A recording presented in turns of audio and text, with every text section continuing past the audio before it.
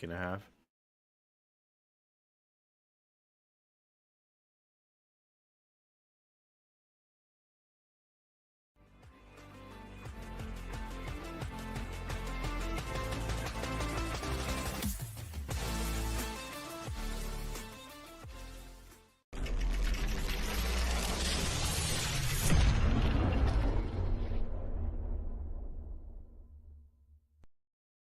Good evening, everybody, and welcome to StatCheck episode 125, Legion of Success. I am Innes, and I am joined by Jeremy and Anthony. We're 5 minutes late this week. The reason was because we got into the call late and we decided to vamp for 5 minutes because we decided that was fun. So that's why we have no excuse this week. We are just terrible people. I hope everybody's doing well on this fine Tuesday evening, whether they're playing tournaments, prepping for tournaments, or taking a nice little break as we enter Eldar Hell. I hope everybody's having a good time. I didn't play a tournament. I didn't play a game of Warhammer at the weekend for the first time in like a month and a half. It was really nice. I've now got 4 of my next 5 weekends are double Warhammer days, so no difference. Taking a week off just reminds you absence makes the heart go fonder or something like that. But before we get into it too much for the week, Jeremy, Anthony, how you guys doing? Anthony, kick us off. Doing pretty good. Just doing the Pyra prep stuff. We are close enough now that, we're all but done. It's just a matter of tuning what we're taking and kind of shipping it. There's not enough time between, list reveal and, flying for us to be like, oh, we'll practice a bunch of the Oppo stuff. It's kind of just like, good luck, bitches. So we're just kind of doing what we can to make sure the stuff that we're taking is pretty well rounded and doesn't get smoke checked, and we'll go from there. But yeah, should be fun getting to fly a bunch of people over to Europe and play in a big event. Much more challenge. It's probably the most challenging event that will happen this year that isn't WTC, just because it's like 1 through 7 of the podium last year, minus exactly Spain, plus the Netherlands instead or something like that. So, just sliding another tier 1 nation in to cover the gap.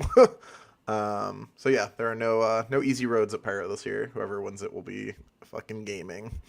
And even if you don't, you could lose every round and still just be gaming the entire time because there's no breaks there. Getting so yeah, to the 0-3 bracket, it's going to be good fun. Yeah, yes, that's going to happen. Someone is going to go 0-3 on day 1 and then get just battered round 4 as well. It's just unlucky. Welcome to playing at top tournaments. I'm sorry. Yeah. Yep. There are 8 teams going. They're all murderers. Godspeed. Is it 5 rounds? Yep. 8 teams in 5 rounds? Oh, wow. Yeah, that's Pirates usually either 6 or 8, just depending on. Fair. So you either play round robin or never been, so 5, 6, yeah. 7, 8. Yeah, it's 8. 2 Yeah, Polish. it's the same format as Home Nations, right? Where it's you play, you get 2 pods of 4. Yep. You play your 3, and then the top 2 and the bottom 2 cross Yep. pair for each pod. For Yep, day 2. exactly. Yeah, there's 2 Polish teams: Sweden, England, France, Germany, USA, Netherlands. Lists are out a week today, from what I understand. So I mean, they're due a week yesterday, so yeah, that sounds right. yeah, so keep an eye on. I think it's on BCP. Someone was mentioning that. So yeah, keep an eye on BCP for Pyra if you want to see what people think is really good in teams right now. I'm sure End of the Matrix will have an episode on it since Typhus, Pumbaa, and I think Nathan are all going. So Typhus and Pumbaa are coaching for you guys.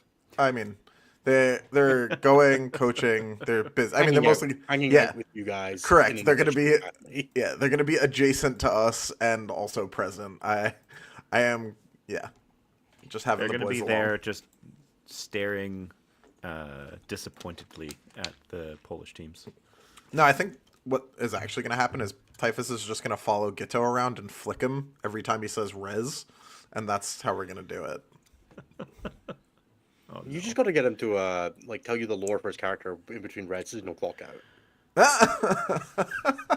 So how does Saras res? Yeah. How does this guy res? What's the mechanics behind this? What's an enagic thermal bond, Pito? Get him to explain a Tesseract Vault to you. Exactly. It's like Pokeball, but for Catan. I feel like that's a real thing he said to you. That I wouldn't even be surprised. Yeah, so Pyro's gonna be sweet. Looking forward to going. Getting to see some of the people I don't see too often. So that should be pretty tight. And then yeah, I mean it's kind of just like, Anthony's last ride on CSM before fucking brand new faction and then actual main faction come out. So yeah. Anthony's excited for Emperor's Children and World Eaters because one of them surely will be good. They can't both suck. That seems unlikely, right? So Sorry to say it, Anthony. You might just be married to that CSM. I mean, worst comes to worst, we hold Papa Biles' coattails to a WTC victory. You do what you can. I mean, Anthony's also like, please be out before the next balance update. If it sucks, please be out before the next balance update. Yes, true. If they World could, Eaters is out in May, or like before what were due? on fuck March and knows. June. It's like if it's out in May, it gets a balance patch if it's terrible. Yeah, Well, yeah. it depends on the lead time on those, because If you could just be unshit or get unfucked, that'd be great. If they could just not be bad in the first place or be so bad that they get buffed, either is acceptable. Yeah, because you'll still be winning with them if they're terrible as well, because it's you. Well, they don't. I mean, I need to evaluate them as good, right? I don't care what other people say. That's fine. If other people think they're bad, whatever. They always think they're bad. That's fine. I'm sure they'll put some like random shooting platform into World Eaters that's like halfway decent, and then all of Europe will shit their pants about them. We could play Bloodstorm. Yeah, whoa, dude, I could put Predator Destructors in this army too. But yeah, probably not though. My favorite thing about it is people playing Angron on Gunline because they can't shoot on turn 1 with full rerolls. It's my favorite thing. I'm convinced that only happens from people that have not played it. Like, it's a great idea until you go to do it. Then you're like, oh, but he needs to go, but he has to stay. Oh, and he also can't. You don't get a turn 1, so... And then it doesn't turn on. So if they, oh Jesus. Yep. It's my favorite. It's just the best. Yeah. Maximum anti-synergy. Also, Ben, if I end up playing Harlequins, I'm not going to be happy. Well, Yeah, we'll put Anthony them on can't Hail have of a fun Doom or time with them whatever because if he's playing variant of the Harlequins. Eldar Codex gives you that. Yeah, I think the like, whatever sacred text it is that outlays that John is not allowed to play Tyranids at WTC also prevents me from playing Harlequins. So Yeah, John should have Yeah. sold his soul for better than a 3rd place finish, but he's second. Second is John's second thing. place finish. Yeah, John's playing his second. That's true. Yeah. But he doesn't Oh, want us he's to make a bridesmaid. point of that, so I said 3rd so that it was. Yeah, second is his thing. Jeremy, how about yourself? How you doing? I'm doing well. Started a new job yesterday, so having lots of Woo! fun with that. As anyone who's worked a tech or engineering job, the first week is just filling out forms and doing mandatory training that you've all done 4 times before. So that's lots of fun. Yeah, and then I'm just getting ready for GT this weekend. I keep debating whether I just want to YOLO a Stormraven or play a little more standard stuff. Jeremy, we spoke about this. Play We the thing spoke about this, and then we looked at Votan, and I got very, very sad. Yeah, exactly. We spoke about this off stream last week. We didn't speak about not the thing we spoke about on stream. Don't do that. Don't play Votan. How about any 40k for you? No, just waiting for the GT. Painting up a Brutalis just in case it ends up being my yellow plan. Look, it's a cool model, and I'm gonna paint it. I probably one won't for my even have deck it company done by box that list might sub, at some and my point rule is... show up. Sorry, what? I might at some point get one. But Yeah, basically my Okay. rule is, ever since what happened with Worlds, I do not submit a list unless it is already painted. you have to rush paint for Worlds. I missed this Yeah, story. it's one of the reasons I had zero practice with the list going into it. Yeah, I missed this story arc. So I also don't submit lists that I haven't painted. fuck you, Anthony. What?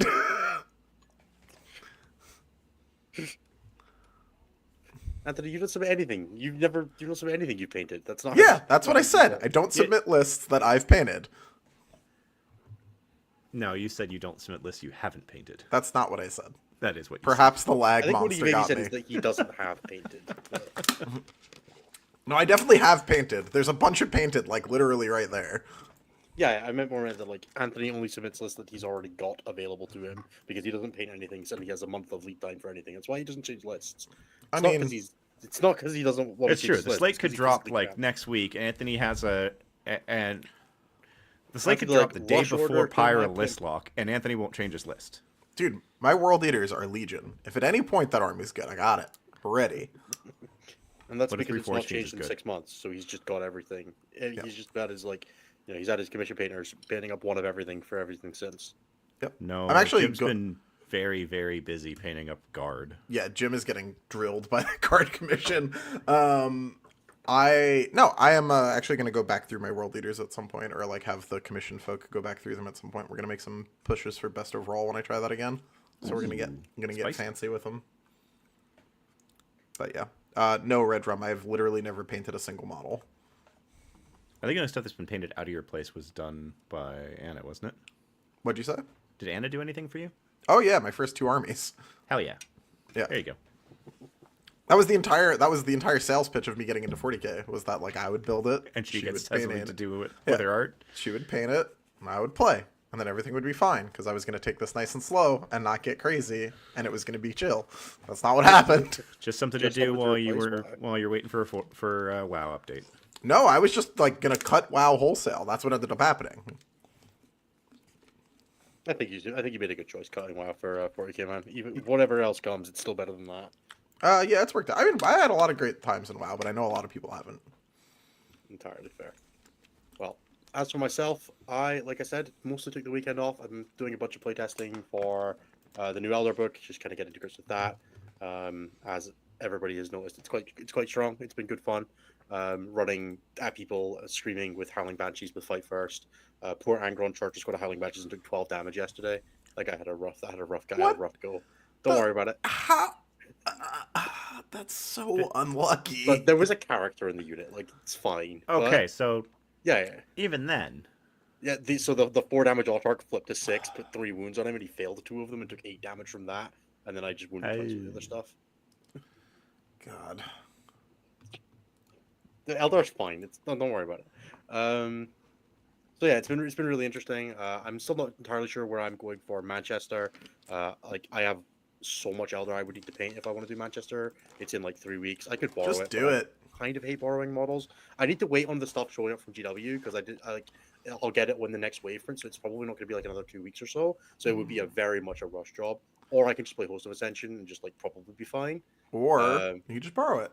Or I can just borrow it, but I don't really like borrowing armies just like as a personal thing. So well, I don't Dan's know. going I'm over. Just still- have him bring his extra Eldar army that he has. yeah, that'd be Or good. Brian's. Nah, I don't like Brian enough to do that. What does that mean? Brian, if I break Brian's stuff, I can't afford to replace it. That's really what. No, he painted the Eldar. Exactly. Think how much Brian's time is worth to Brian. Fair. So yeah, not 100% sure. Yeah, I still like the Host of Ascension listed. It's good fun to play, and I think I can do some stuff to Eldar players with it, which is always appealing. That's fair. Outside of that, what did I do the weekend? Yeah, I played Magic on Sunday. We played Sealed. It was good fun. Met up with a bunch of people that I don't know at all through a friend that I know through 40k. Went and played some Magic. I got a card that looks like it's made of piss. I'll grab it in a second to show people because it's very funny. It's like a special treatment for some of the new cards in the new set. It just looks like the model, like the unit is like swimming in a sea of piss. It's fantastic. They're my favorite things. That's not great. Yeah. And then we went Sounds up to Harker miserable. Castle on Loch Ness on Saturday, which was great. I've never been up to Loch Ness before. I got to see the Loch Ness Maliceptor just swimming in the lake. There's no lake in Nice. Scotland, it's a loch. But yeah, Loch Ness Maliceptor was right there. It told me you should go and play Tyranids, and I went, no, make them have more fun rules. And then he we said ended the no? conversation. Yeah, Yeah. I said no. Like, I'm sorry, Tyranids. I've been playing Eldar, Gene Circles, and Space Marines recently. You couldn't pay me to play Tyranids right now. The rule set Aw. feels so undynamic compared to everything Yeah. else. I'm just like, but I don't get Oath of Moment. The Swarmlord doesn't fall from the sky and tell that unit it's dead now. I don't get to move 15,000 times and my units don't come back. Why would I bother? Yeah. Yeah, it's been hard to go to playing other armies after playing like Elder Space Marines Gene Circle. Everything else just feels like trawling through sludge. Yeah.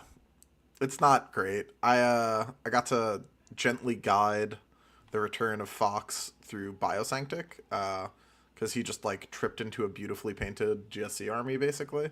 That Just sounds got like like something Fox would do. got an absolute banger of a deal. So now he has a dope GSC army. And oh boy, that army's pretty good into Eldar. Yeah. Yeah, that's why it's got me sitting there like, "Ah, just play it, just play it. Everybody's gonna be playing Eldar at Manchester. Fucking Dude, everybody in this under the sun. I And I can genuinely just have do it again. Just beat all the actually other no players. idea what you're supposed to do against Biosanctic if you go second as Eldar, besides just stand there and be Just like, shit your pants and yeah, die. yeah, okay. Yeah, You're like, oh, that there's sounds about right. a million Jeet Stealers in my deployment zone, and Yeah. then they're coming out of the sky after this, and there's hand flamers everywhere.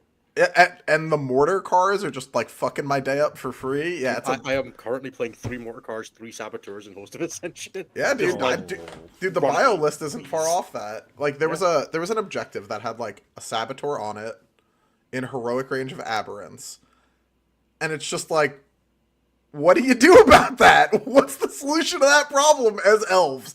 You just get within. You gotta drive your truck up just outside 12, disembark the Tempest launcher, and hope for the fucking best. Yeah, I guess.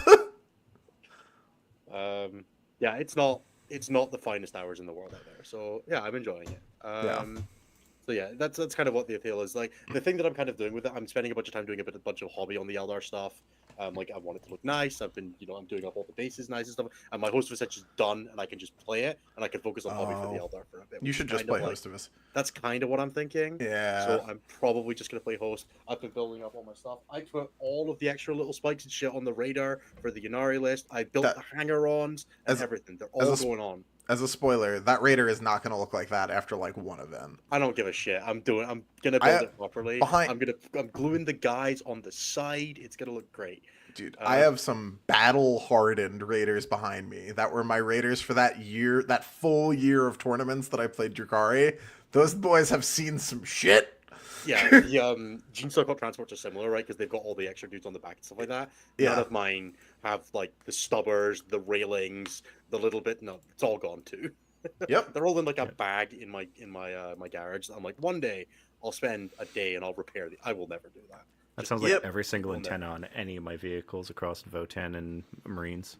Dude, I was so sad when Invocatus just lost it. My Invocatus has not had the fucking the top knot Not since like I think the first event I did with them was like that Alpine Cup, and immediately I like the second game it was just like gone. Yep. Yeah. It's It's a real curse. Models break all the time. People don't talk about how heartbreaking it is when you're like. So I wrote a post a long time ago about like every single Space Marine battle line datasheet, like described in like one line of like funny joke. And the first one was like, infiltrators, you won't care if these break because they came in the start set. Yeah. Incursors, you'll cry if these break because they were £40 for 10. It's just like, because if the Incursor's little camera thing breaks, I'm like heartbroken. If the infiltrators break, I'm like, yeah, dude, I have like 30 of those. Every Incursor that breaks, I'm like heartbroken, soul shattered. This is the most upsetting thing that's ever happened to me. Every infiltrator I've ever used has been an incursor, and every incursor I've ever used has been an infiltrator, and it's never once mattered. See, that's People the problem is rarely that I care. have had both in a number of lists recently where you actually kind of do have to be able to tell them apart. yes. Yeah. And then the other horrible one is goddamn yawn. Is Sikarns. The Ruststalker's blades that Oh, for some God. reason have a like lightning hole halfway through the blade, and if you so much as breathe on that blade, it just breaks. Yeah. Yep. Those models what just look like a fucking nightmare in general. I think part of the AdMech identity is that it's awful to use, right? Like if you Yeah. played an army just full of Kelly like, Hosing, if you buy an AdMech army off eBay, you just receive a bag of red dust. yeah, Why that's how, whatever, yeah. Any army I paint will always have some degree of battle damage because if I try to paint a personal army, it will not survive tournament play. So Oh, it's yeah, gotta be like, 100%. you got to do battle damage, so at least it looks like it kind of could be intentional. yeah. I actually brought the Triumph to an event and it came back 100% intact. Ask me anything. I don't believe you unless you magnetized every joint. I just don't think that's true. I think Uh, that if that's true, you should be in charge of handling every important item. Yeah, you I should mean, be, like, Ashley just more posted in important chat than that the they Blue. brought the Triumph to an event and it Yeah, came back that was 100% intact. But That was- that was me at Worlds too, and I did the lovely thing of terrifying every single Sisters player because it turns out the Triumph with all of her cherubs fits perfectly in the bottom layer of a Magnarak, Oh, it's like Angron. but it requires you to bend back the top cherub, Oh, slide it in, and let it sit back up, and then it sits perfectly in there. Or, I- as my friend Riley pointed out, you can just go voop and it will go spring, and everyone who's looking goes Yeah. ape shit about it, and you go, Yeah. Yeah. I have a Broodlord that I left in like Dettol like stripping paint for like a couple years, and when I pulled him out, like resin one, no, he was bendy. Uh, like just so like soft. yeah, so he would reset back to like his original position, but you could take him from like vertical to like 90 degrees to the ground, and he just bounced back. It was my favorite thing. Oh, so he's Gumby. Over the last couple of years, he's rehardened. But God, I love that guy for a couple of years. It's funny. Took him to a WTC. Someone tried to get line of sight on him. I just peeked him backwards. I was like, yeah, no, you totally can't see him. It's fine. Yeah. Right, Jeremy, do you want to do the stats for the week and tell us? Yeah, how let's things talk about the are? week. There's It a was, reason this I made the episode's called Legion of Success. I'm guessing. yeah, that would be again. Damn, I can tell the future. Almost like you could, yeah. All right, so okay, this is actually funnier than I thought. I had briefly taken a look at this week's stats. I hadn't taken a deep dive into them. So this past weekend we had 8 GTs, and there were just under 600 players at them because we had 2 super majors or close to them. We had the Beachhead Brawl in England, and what was the other big one? I want to say Warzone Atlanta? Sorry, 3 then, because there was Warzone Atlanta, and then there was also Grand Clash in Quebec, which was a 100+ player tournament. So that's the largest tournament this side of Canada in a couple years, actually, from a singles perspective. Wow. Very respectable. Yeah. So that's where that is all at. So in terms of the raw stats, I'm going to go through top 5, going to go through bottom 5. I'm only going to talk about armies that had 10 or more players. So I'm not going to talk about Deathwatch. I'm not going to talk about Drukhari. I'm not going to talk about Imperial Agents. And I'm not going to talk about Space Wolves. Deathwatch are the best unplayable army. Because they are not, actually. Well, yeah, they are the best unplayable army, but... Anyways. So the best army from the weekend was Thousand Suns, with a 57.4% win rate, 1 top 4, and an over-up of 1.49. They also Who's made out here losing to Thousand Suns? Like, if you're losing to Thousand Suns right now, what was your life like when they were good? Miserable. Dude, it sucked. I tell you, yes, bad, the whole time. Bad then, bad now, bad in the future, doesn't get better, bad. Did you guys just, like, show up and just, like, the Thousand Suns player appeared and you were just like, nope, bad, thank you, I appreciate the buy? Did you just put everything out in the open and say, shoot me? I imagine that's what they're doing now, right? I don't... Thousand Suns don't exactly have a lot of shit, and they love playing a 5-turn game, so... I don't think that's true. I have never seen I have never seen turn 5 with Thousand Suns. I have tried to hide from them. I have tried to run at them. I have tried many permutations of chasing victory into Thousand Suns. And if they don't make a whole bunch of mistakes, it involves a whole lot of dead Anthony and not a lot of points scored in the process. Yep. So the second winningest army of the weekend was Necrons. 30 players, that makes 5% sense. of the meta, 57% win rate, only 2 top 4s, so an over-up of 1.19 and no event wins. What percentage of that was Star Shatter? 1 second. Just make sure I'm grabbing the right weekend when I talk about this. Star Shatter, Necrons. Star Shatter made up half of their armies. But Dead faction, by the way. here's the interesting thing.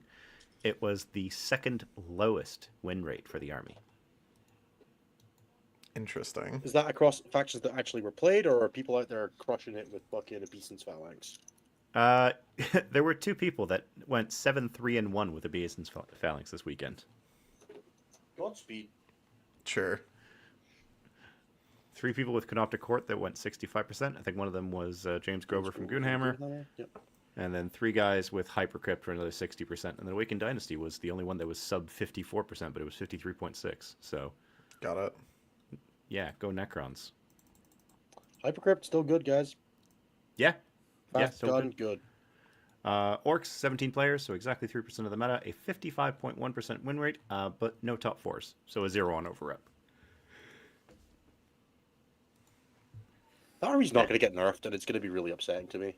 Which one? Orcs. Oh. Probably, yeah. I would be surprised if it didn't get nerfed at all. So Me too. I Chaos. still feel like it's gonna happen. They're just too popular, right? Like the UK is just like a sea of orcs. There's Yeah, so they still many get of them. nerfed. It's true. Yeah. It's because they're based on football hooligans, and that appeals to the British culture. Apparently. Yeah. So next two that round out the top 5 of the armies that had reasonable representation: Chaos Demons, 39 players, 6.8% of the meta, which makes them the second most played army of the weekend. The only one that beats them is Codex Space Marines. Yep. Shocked, horrified, can't believe it. Never Yeah. been this far away from But home. Demons had a 54.1% win rate. They only had 2 top 4s, so they had a 0.92 over up. But the reason for the show title is I took a look at the Legion of Excess numbers. And oh god. Uh-oh. So, this past weekend, there were 9 players who were playing Legion of Excess from out of the Chaos Demons, 39 players. So, a quarter of them. And they managed a 68.6% win rate. And if we look at the last 7 weeks, Chaos Demons, Legion of Excess, have a 67.5% win rate. Look, Slanesh is fine. It's not even that good. I don't know. We might have to have a larger discussion about them at some point soon. It might be the rest of this episode. I think Probably. people need to figure out. And then rounding out the top 5, we've got Death Guard, 30 players, 5.2% of the meta, a 53.7% win rate, 2 top 4s for a 1.19 over up. Death Guard remain in the top 5 for God knows how long now. I mean, it's another army that people can just take a whole bunch of tanks, and that's probably good for 3 and 2 at most tournaments. Bad Considering players the shit their pants population. against Plague Marine still. That's always been a thing. Plague Yeah. Burst just trolls people. And it still has, like, Plague Burst crawlers are really good when indirect is bad. Yep. Because they're just the best bad indirect. Yep. I mean, indirect only needs to be like decent for like if indirect as a whole is like vaguely functional. Playburst crawlers are like, oh, sick, we're back, because very few things beat them in the indirect fight. Yeah. They're really happy Exorcists fucked off, though. Yeah. Yeah. Pain Celestia in chat saying it's funny. I've been talking to Byron, who went 6-0 at Beachhead. He prefers Index Demons over Slanesh. I can see that argument. Index Demons is a 1 CP 6-inch deep strike charge strat. Yeah, it'd be really good if the Index Demons did anything. I'd be deeply embarrassed if I lost to demons still. All right. So working our way down from the worst to the and then through the bottom 5. The worst army in the game right now is Dark Angels. 18 players, 3.1% of the meta, a 41.9% win rate, and no top 4s, no top 10s even. That is the custodies of this patch, ladies and gentlemen. That right there is competitive abandonment. Following them very closely is the Tau Empire with 24 players, a 4.2% of the meta, a 42.6% win rate, no event wins, no top 4s, but they did manage a solo top 10. Oh yeah. Good Tau for is them. simultaneously both so bad that no one should play it and good enough not to get buffed. Please leave it alone. No one play it. I hate playing against that army. It sucks. What's Ox Cadre sitting at win rate wise? Ox Cadre. I feel like something that's the most. I'm just going to talk about compelling. everything since Grotmus came out because that's more interesting than a single week Sure. when we're talking about individual subfactions. Ox Cadre has been played 33 times out of Tau's 182 players, so about a sixth of their army, which makes sense because they have 5 detachments. Yeah. I keep forgetting that they only got 4 in their codex. 49.4% win rate, Okay. which so is respectable. hilariously the exact same as the Kroot Hunting Pack's win rate. Stop It's because it. only like 2 people play Crew Hunting Pack and they're having the best time. Yeah, 18 players. Retaliation Cadre, 56 players, so a third of their players, a 40.3% win rate. Yeah, Red Country's still bad, guys. Don't worry about it. I mean, Ret Cadre, needed a poke to get better. All right. It got it. It just wasn't enough, I don't think. Yeah. Third worst army in the game, Black Templars. 10 players, 1.7% of the meta, a 42.9% win rate, no event wins, no top 4s, a single top 10. Admech, 12 players, 2.1% of the meta, 45.8, so we're back into the so-called Goldilocks zone. Again, no event wins, no top 4s, and a single top 10. And last but not least, in the bottom 5, we have Eldari. 12 players, 2.1% of the meta, a 46.2% win rate, no event wins, no top 4s, and And a single Eldari top buffs, 10. guys. We should really make that army a lot stronger.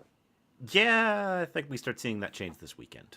Maybe we I can't don't. imagine anything happening in the next week or so that would drastically change that data. No. So our event winners this weekend were Drukari with 1 GT win. Because they had a 54.4% win rate and a 1 event win, which is also their only top 4, and a 1.99 over rep because no one's playing them. Because they had 9 players. We Good. had Tyranids with 2 GT wins. Guard with a single GT win. We had Blood Angels winning 2 with a 49.7% win rate and a 0.99 over rep. So that's like the perfectly balanced army.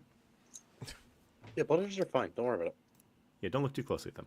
Imperial Knights won a GT. I recently Hey, played good for them. against Blood Angels and as Blood Angels and was re-reminded how just god awful it feels to play those data sheets and not be the one charging. Holy mother of God, without oaths and charging, those data sheets are just Definitely just Space Marines. Death Company are great either way, but like fuck me running Sanguinary Guard are depressing. Makes Yeah, sense. I don't love that data sheet. And then the last event win was a Space Marines player. I believe that was your teammate John Lennon Yep. with Stormlands Ultramarines. The Golden Oh, no. Hero. The bringer of death for Space Marines. As he put it when he was messaging me, this is my contribution to the Elo gods, so I don't hit decay. Yep. That is America's finest. He is yeah, that's as good as it gets, folks. No one wants that Ultra Stormlance smoke. So I want to comment on something that was just posted in chat. James McClough just posted in Bridgehead about the Bridgehead GT. It was kind of the opposite of a Shark Tank. No shade on any of the players, including me. I'm bad. If you say you're bad, I guess you have to be bad.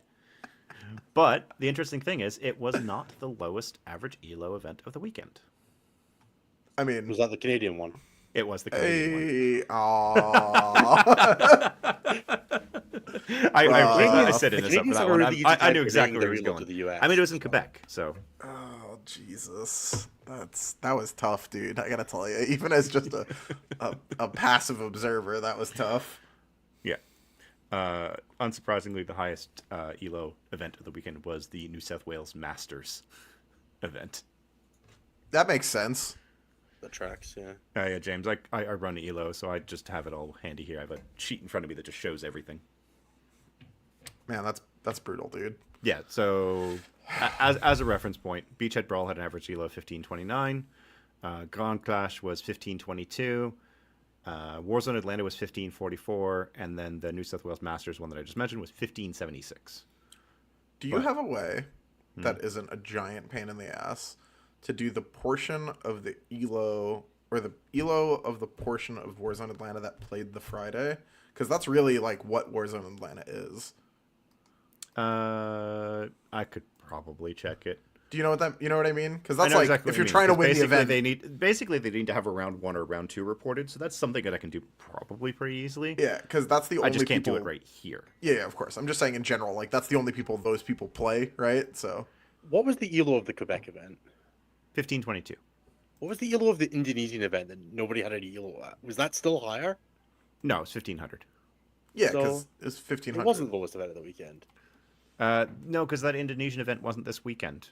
It was Wasn't it? the last 2 weekends. What? Yes, they split a 2-day GT over 2 weekends. That's cool. I think that should still Okay. count as this weekend. Imagine how much prep time you get for Hangard's your asking the round 4. average ELO for a win at a event. It's actually a lot higher than you might think. I can actually pull that up really fast because this is actually something that I have looked at before. So since basically this meta that we're looking at right now, the average ELO of an event winner is 1754, which is, No, he said, what's the average elo for an event, for a win at an event? So, like, if you gain elo, how much elo do you on average win in a game? Oh, I misunderstood that. So you got to remember with the averages for the elos as well that it's weighted down a lot by new players who come in at 1500. So the average is going to be skewed a little bit by that. Yeah, it will be. I But feel like a also, lot of like the 1500 is also the mean. Like if everyone plays through and doesn't change, it is a zero-sum game. Yeah, I was just gonna say, I feel like a lot of the time you gain a bunch of elo from the fact that, like, even if someone has no elo, you just bash them, and they were 1500, not the 800 or whatever they probably should be at. I don't think anybody's at 800 elo. That's the long way to fall. Yeah, whatever. I just made up a I number. think the lowest is somewhere in the 1100s. Sure, but Which is interesting when you consider that the highest is in the 2000s. right. People who keep losing tend to stop playing. I think is maybe the difference. There are some heroes who just like playing. There are some, but I think the people who are invested in playing as much at the lower end, the proportion is much lower than the people who are invested in playing at the top end. So on with the similar math side of things, opposite real quick, ingredients. in terms of like winning a game or losing a game, if you and your opponent are equal skill, that's a 16-point swing each way. So say two 1500 players play each other, one will be 1484, one will be 1516 afterwards. Sure.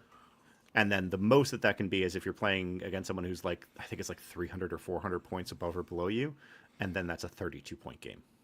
That sounds right. Whatever happened to me at Cali Cup is about as big a swing as you can get that first time. I mean, I had like almost no elo going into that event, and then played like Ben, who was 1, and Brad, who was 2, twice. Yeah. Well, how much does it buy us out by every 100 elo difference? You'll have to explain that a little bit better. Floof, does elo deteriorate over time? Technically, yes, but it's only if you're inactive, and that's something that we are still looking at. Yeah, it definitely does. Look at my elo. Yeah. And Angron, yes, it's the same way upwards. Because it's a net zero, one person will lose the same amount that the other person gained. I'm sure it can't be floored at 8 as well, because I've gained a lot less than 40 elo for winning tournaments before. I'm pretty sure it's floored at like 1 or 2 elo gain. It's rough gaining elo Yes, there at the top. there is no floor to it. It's There's no floor. You just like the higher up it is, the worse your gains get. James, I lost 36 elo. Did you do? Yes, I went 1-3 with Bridgehead. No, I didn't play a practice game because I was painting. I That's wanna what happened totally with do me one thing, 'cause I at remember Worlds. people I grab it. spent 2 weeks painting a Sister's Army with no practice. It was bad. Oh, you I found the have- card? The piss card. It's just like so obnoxiously yellow. Yeah, for that's no too reason. much. Yeah. That It's is like, weird. why is it so yellow, guys? Yeah. Why does it? It's too yellow. Yeah, It's so also there worth is. like £25. So So Angron, whatever. there is no floor on elo. Theoretically, it does like, what's the word for it?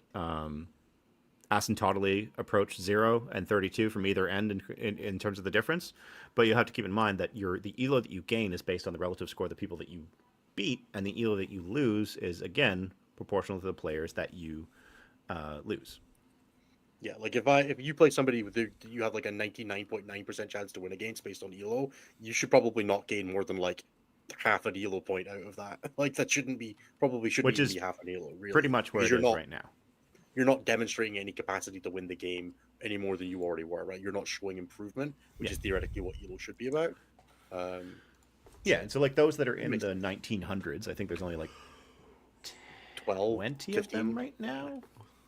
Oh, Once sorry, upon a for time. 1900. Right now, there it's are 32 people who are 33 people who are 1900 or higher, which has grown a lot since we just started doing this. But this is now 3 years of data that we have in here.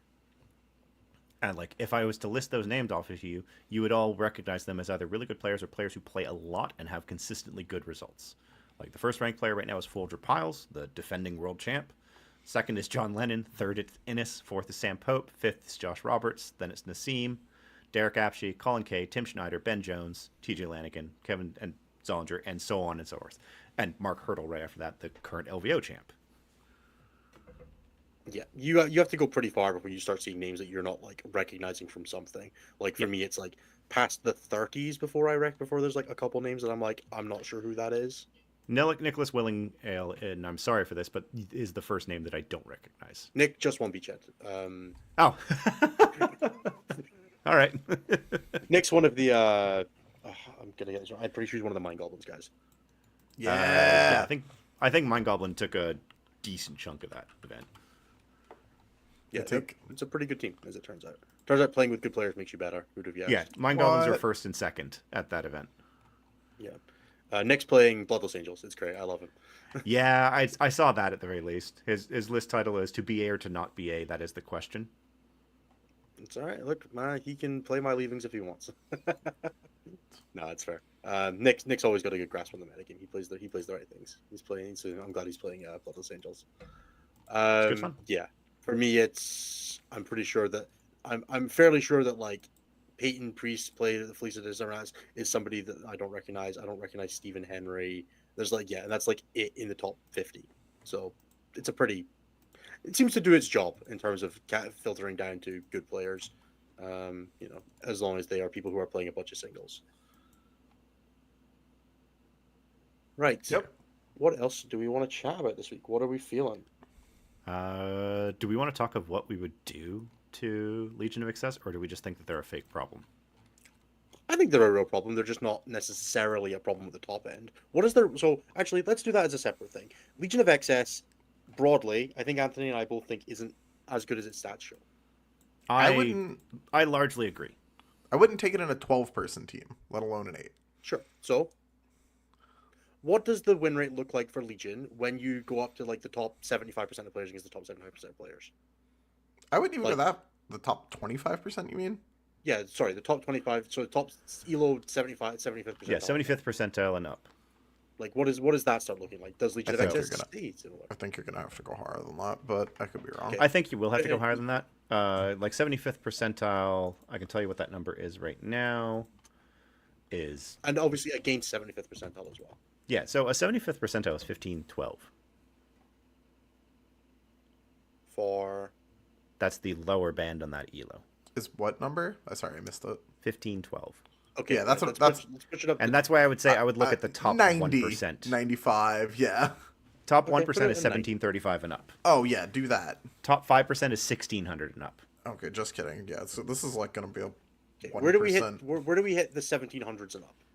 The 1700s is I think around 96%. Okay, let's put it at 95 and call it there. And see this tiny little data set of 7 games. Yeah. All right. So I'm going to stream my screen so people can see what I'm doing. This is not going to include this week's data because I don't believe that Cliff had an opportunity to. Actually, I want to include the last 2 weeks of data, so it will be a little bit limited. But at the very least, people can look at this once we've had a chance to update it, and I can do a bit of back end work to double check that later. But that's something that will just not something we want to do live. Okay. Legion of Excess does have across the last set of data minus the last 2 weeks is at 61 games played with a 56% win rate for the top 95% against the top 95%. I'm super curious to see if Curie's page pulls the same thing or if we have a tech incident on air. Nope, we're good. Yep. Dude, Scintillating Legion's OP. What is that, like 1 game? That is 6 games. That is. I'm pretty sure that's just Soli. It's Soli and Water. Oh, yeah, sure. Yeah. So like it's still tracking at the. It's still tracking significantly above the average win rate. There, right? I don't even think that win rate looks fine. I mean, keep in mind, 56%. Now, this is only 61 games, but like this should be sitting at about 50%. Yeah, across the sample size that we're working with, right? It's like I agree that it's not as big a problem at the higher level, but it's still outside the balance window. Yeah, right? like the fun one is when you get up here. Yes, yeah, Deathwatch is fucking banging, dude. Deathwatch, Deathguard, Guard, Orcs, and then Demons. Yeah, like open Orcs. You want to take a guess what's in here? I don't know, probably Green Tide or something stupid. I'm the best, dude. It's only 6 games. Undefeated, undisputed. I guess good. Yeah, tactical and Brigade with 35 games played and a 60% win rate is probably a problem. Significantly more out of band. I think tactical needs a hit, right? So yeah, I don't think it's unfair to say that Legion of Excess, for our level of gameplay, is probably fine with a small change. But I think for the average player, what if we drop that down to now looking at like excluding the bottom 20%, so like the 20 to 80th percentile? So I don't think it does that. Yeah, you can do that. It's double banded. Oh, it is. Okay. So like looking at the middle, like it's always funny when you're doing these dynamically and then you're looking at the like really wrong ranges for a moment. Yeah. All right, so this is 20 to. Oh God. That can't be right. Oh, That's it why. broke on that side. I was like, whoa. That's still that's still not okay. I mean, yeah, knights are really good when your opponent isn't. So I have it tracking at 63% win rate for middle versus middle. That sounds about right. Yep, 63%. Oh man. I mean, they just don't get played that much. Now that's 24 games. Again, we're talking about small samples here. But it still shows that there is a problem at the mid tables with this army. In fact, you could probably see it if you were to do 10 to 90. Yeah, we'll just keep filtering until we find the data we want, guys. This is how it's actually works. Well, I mean, it showed up in the 20 to 80. I'm just curious if it's still present in the 10 to 90. I think that most of what scams people is two stratagems, right? It's the people line up their. Yeah, look at there. If you go, oh no, that's 10 to 80. God damn it. I think what's happening with Legion of Excess Pavlo's great software, guys. is that in the mid tables, someone lines up their fucking unit of like, Hell Blasters with Azrael in it, and then they can't shoot Shalaxi because of the strat that they didn't remember existed, and their opponent's like, "Oh, I told you at the beginning of the game." As someone who's been there, fuck you. And then they lose, and then that's what happens, right? They line up like their big sick unit, and then their opponent, soft gotchas them, and then they can't do their thing, and then they fucking lose. And then they get in a melee to charge, and they're like, oh, okay, this is going to be sick. And they charge, and they hit the bad guys, and then they pass the wounds off of Shalaxi onto a Demonette unit that can't do that. And then terrible things happen, and, you get fucking crushed. This is actually really interesting looking at this. So, the overrep for Legions of Excess at this level is wild. Yeah, that's a stupid number. That's 21 players. Yep. Yeah, I think the stats clearly show that XS needs something, and it's probably going to be XS specific because the data sheets aren't that good. They certainly are not. Yeah, in fact, they are like Legion of Excess is the most winning detachment that doesn't have just single digit games. If you're looking over here, Legion of Excess 64%, Noble Lance 64%, Iron Storm. And then Teleport Strike Force. The thing that we have here is that XS is doing the same thing that Knights are doing in the mid ranges, while also being competitive at the top level, which is the point that is too much.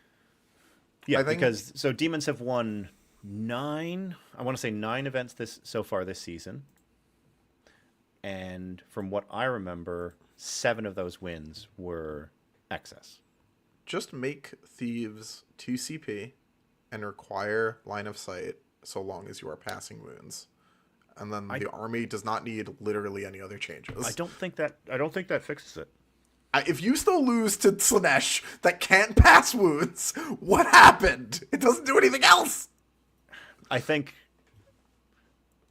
make Thieves bounce immediately, not after saves. So make it work like Mortal Thralls for Demons or for Chaos Cults. For Cults, yeah.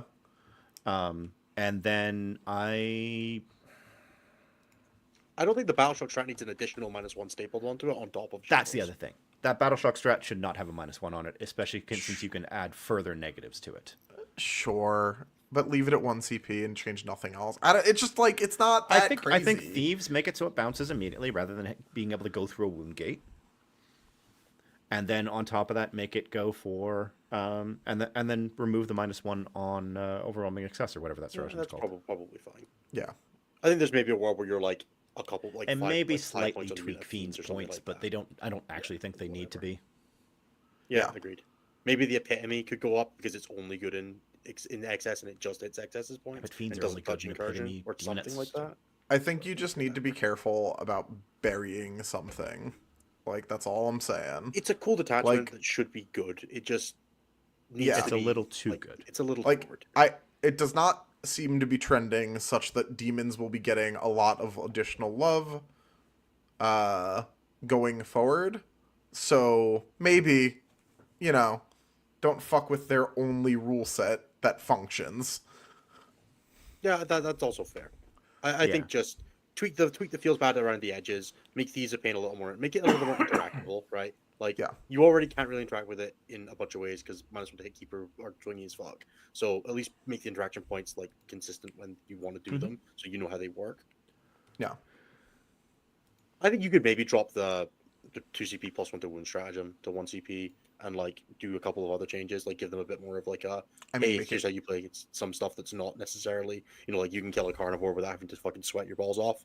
I mean, yeah, just make that strat 1 CP, target 1 unit. You could probably do that Yeah, too while you're and at then it. like maybe not put something like do a little extra like down alongside it or something like that, and I think that'd be okay as well. But we'll see. Yeah. No, it makes sense. What about Tactical Brigade then? How is that looking? All right, let's tab over to that. We're Yeah. looking at orcs all the way down here. So this is still that 10 to 90 range that we were looking at before. That's not real. Bully Boys, 34 games, 57%. Tactical Brigade, 64 games played, but only 53%. Yeah, I think the match showing the Tactical Brigade is probably not a problem, just on baseline. Tactical is fine when it's piloted Tactical, by... unsurprisingly, is an army that rewards good resource management and is still heavily position dependent, so the top end it's going to be better. Yeah. Cult of Speed me isn't have real, a- Kelly, because there are 3 games played in here. Yeah. Tactical requires a good pilot. Let me flick over to the 95th percentile and have a look at how Tactical's doing there. Jeremy, don't try to fuck with your eel thing. I'll I'm just not read it fucking out. with mine.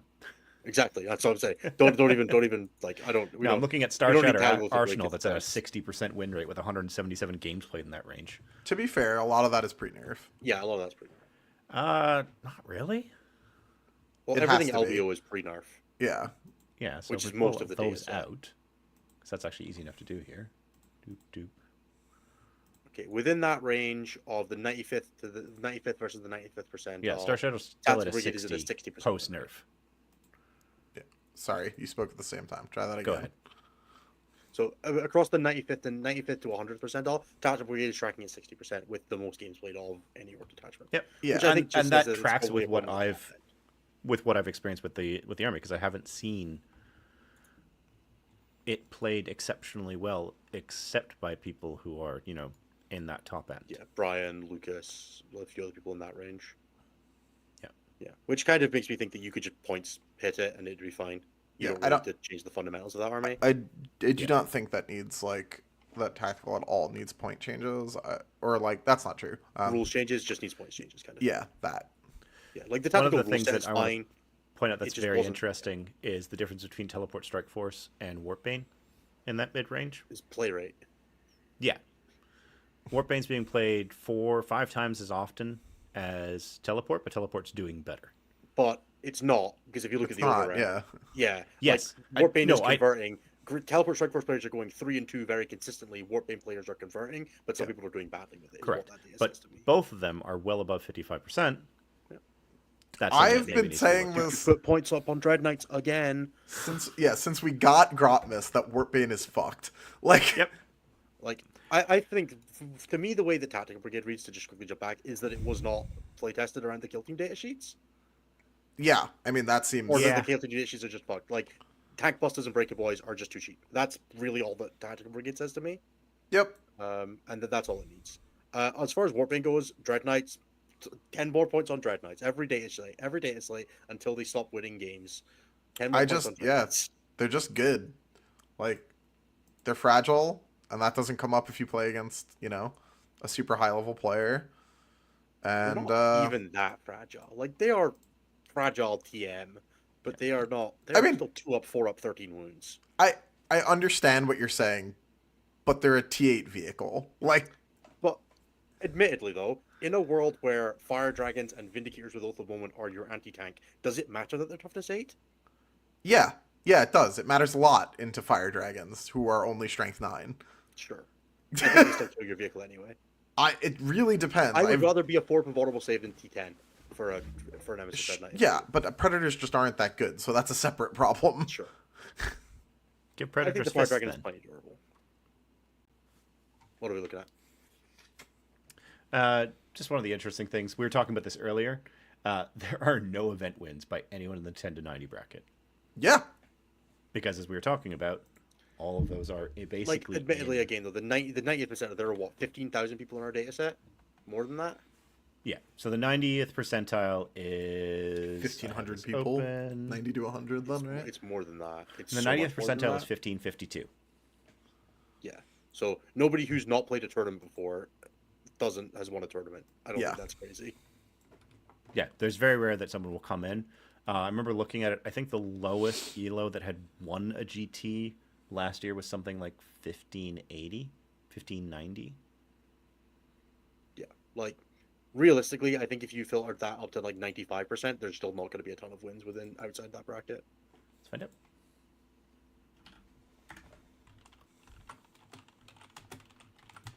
Hey, look at that. There are a handful of them. Yeah. The Imperial Knights win. 4, 5. 3. Yep, 5. One. Yeah. The one World Leader win. Let's go. And how many events are in our data set? In this one here, it is I can't remember. Because remember, mean, this just has yeah, this doesn't have the last 2 weeks in there, so I can tell you that, Yeah. that number real quick, actually. Because I do. It's have, like in the 50s, right? I'm pretty sure. something close to that, yeah. So this has been just the 19th and back. So the top 5% of players win 26 95% and back. of tournaments. Shocking nobody. 45 tournaments. Are we So sure this game 10% wasn't of made them. by Americans? Yeah, Pardon? the top 95% of players win 89%, win 90% of tournaments. Yeah. Yeah. It's like money in America, baby.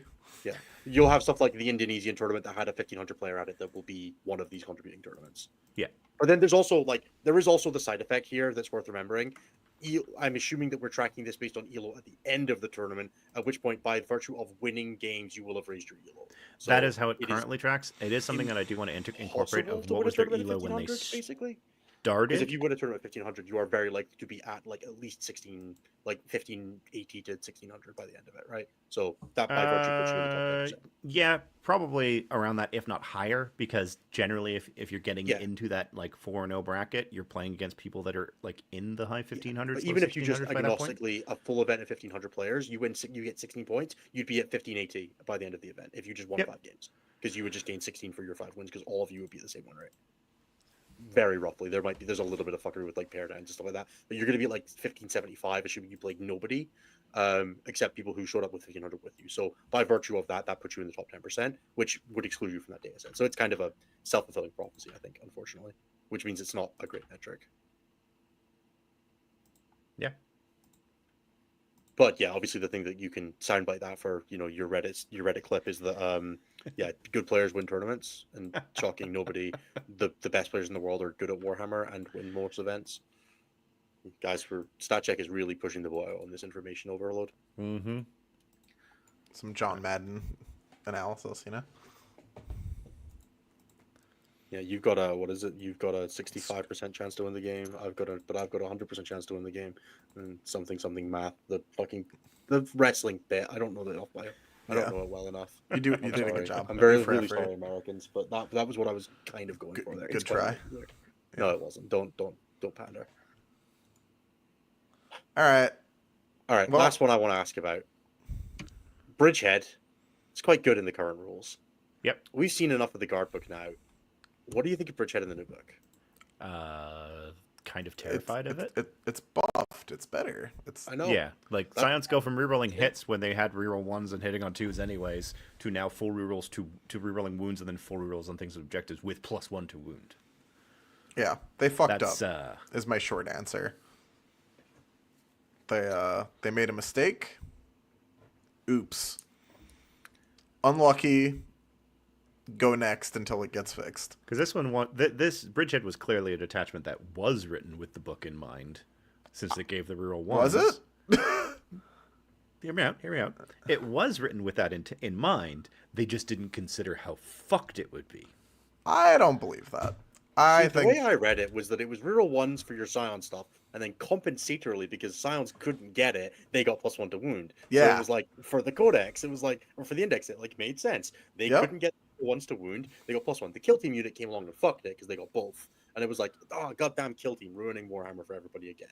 Fuck Yeah. that game. Bin it. Kill Team, go away. Stop taking our data sheets and making us have terrible versions of them with too many warrior options. Oh, the Nemesis Claw caused me intense agony every time I have to swing with them. Like, and the curse. I sometimes consider to be like, what if I just played them all with chainswords except the power phase? Dude, I thought about dropping one of the accursed weapon for a meltagun the other day, just to like have one less. You know what I mean? Just to be like, I don't fucking need this. It's not like they're there for their swings, anyways. I mean, you'd be surprised, bro. Sometimes they're dragged down. Sometimes your opponent's unit's just like below starting strength, and they just like war crime them to death. It's great, dude. If they can't like use defensive strats, they'll take down a Deathwing Knight, singular. But that's one less. God's gift to killing a 4-wound rhino. Yeah, they're plus one to hand wound. That's so funny. See, and if you have the melting gun in the squad, you can walk up and blammy the rhino on the way in. Boom. Tech unlocked. Maybe I'll take that for Pyra. I'll make that guy wear a little Scottish flag. Thank you. It'll be the melting gun Nemesis Claw guy. There'll be some representation in the room. Yeah. I think it's going to be crazy when that book drops. I think it's going to be fucked up. It's out, it went up for pre-order this weekend, right? Sunday, yeah, so it should be out in 2 weeks. One can only hope 22nd. That it'll be out for Manchester. That's all I know. Yeah. One can only hope that they're going to try and get in front of this in some way, shape, or form. That the next slate will help take care of this. That's really all we've got at this point. I mean, they haven't released the official points yet. They could just change what they put in the MFM. They could. Because they're going to have to publish an updated MFM that removes the index. Yeah, so how many points is the Scion squad, a full Scion squad, fair at in that detachment? 180? 160, and then the Scion... I think you could put them at, like... The unit itself up, like, 20 points to, like, 140, and then just juice the fuck out of the command squad. Sure. Maybe. But, like, what are we doing? These are right, guardsmen. Let's just compare, because Ben's complaining that they went up. Stop it. Yeah, but we're gonna focus exactly on what they get. Okay, so currently, I don't think Ben's being serious. I think you're getting baited. I think you just chewed up some troll bait. Yeah, I don't really care, because if Ben wants to be the one that to defend guard, he's more than welcome to. Yeah, Ben, I mean, we'll let Ben strawman himself. That's fine. Ben, you can sacrifice yourself on the pyre. Yeah, Ben is the serial meta defender, right? Ben plays the Eldar. Ben plays the the guard. Oh my god, this makes me mad. I've definitely just been... Yeah, okay, yeah, thanks, Ben. I've definitely been rage baited by that. Yeah, I told you! The Scion Command Squad went from 60 to 65. Fucking yaldy, bitch. Got him. And then the regular Scions also went from 60 to 65. Yeah, that's expensive, bro. I don't know what you're supposed to do. Like, full brick with 10 Scions and a command dude, you might have to cut your Scout Sentinel. Your what? Your Scout Sentinel, or like an Engineer Squad. Yeah. Oh, no, I only get 12 mortars, not 18. Yeah. The only thing depending is from the 18 mortar metagame, I'm pretty sure is clocking out, so... I mean, also...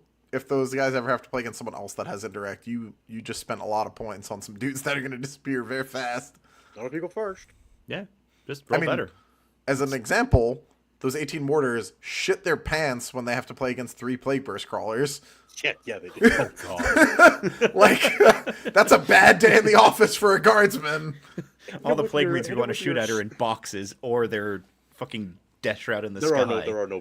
There's no. It's just more holes. Yeah. It's just 20 cultists and 13 halls, dude. Yeah. There ain't no infantry here, and those are sticky. Yeah, it's not a thing. So I don't know. I think that book's gonna be too strong. I think there's a lot of permutations of guard that are really cool. Mm-hmm. David Gaylord recently highlighting the Hammer of the Emperor build. I think engineers probably could use walking back some, but that's like, David didn't even put them in S tier, man. He had them in B tier, which I think is intense cope, but... I think that all of those versions of No Los Mortals should change in some way, shape, or form. I don't have a suggestion on how, because I'm not a game designer, but they should not be what they are. They should not be ignore laws. They should probably be guaranteed so that you don't have to stress your pants about them. They should do way less damage. Yeah, one more. Yeah, like instead of a 2-up D3 plus 3, it just goes off and it does. How much better would life be if Grenade was just there's automatic D3 mortal wounds? Yeah, that would be be tight. So much happier with life. D3 plus 1. No. Sure, dude. No. Whatever. What? Hello? That's so fucked up. No, That's basically exactly the same as it is now.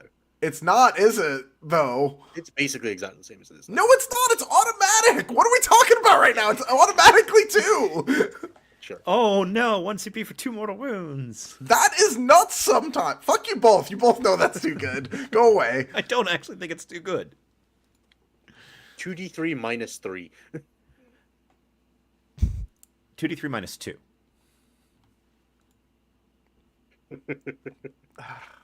So it could still do more. 0. You guys are not allowed to design the game. Move And on it to would turn something max else. to 4. I Enough. actually think that that's not bad. Enough. Every Move time I've ever on. done 6 damage grenades, I felt like apologizing, and I just don't think that's a thing I should have to do when I play Warhammer. I've never felt like apologizing while playing Warhammer.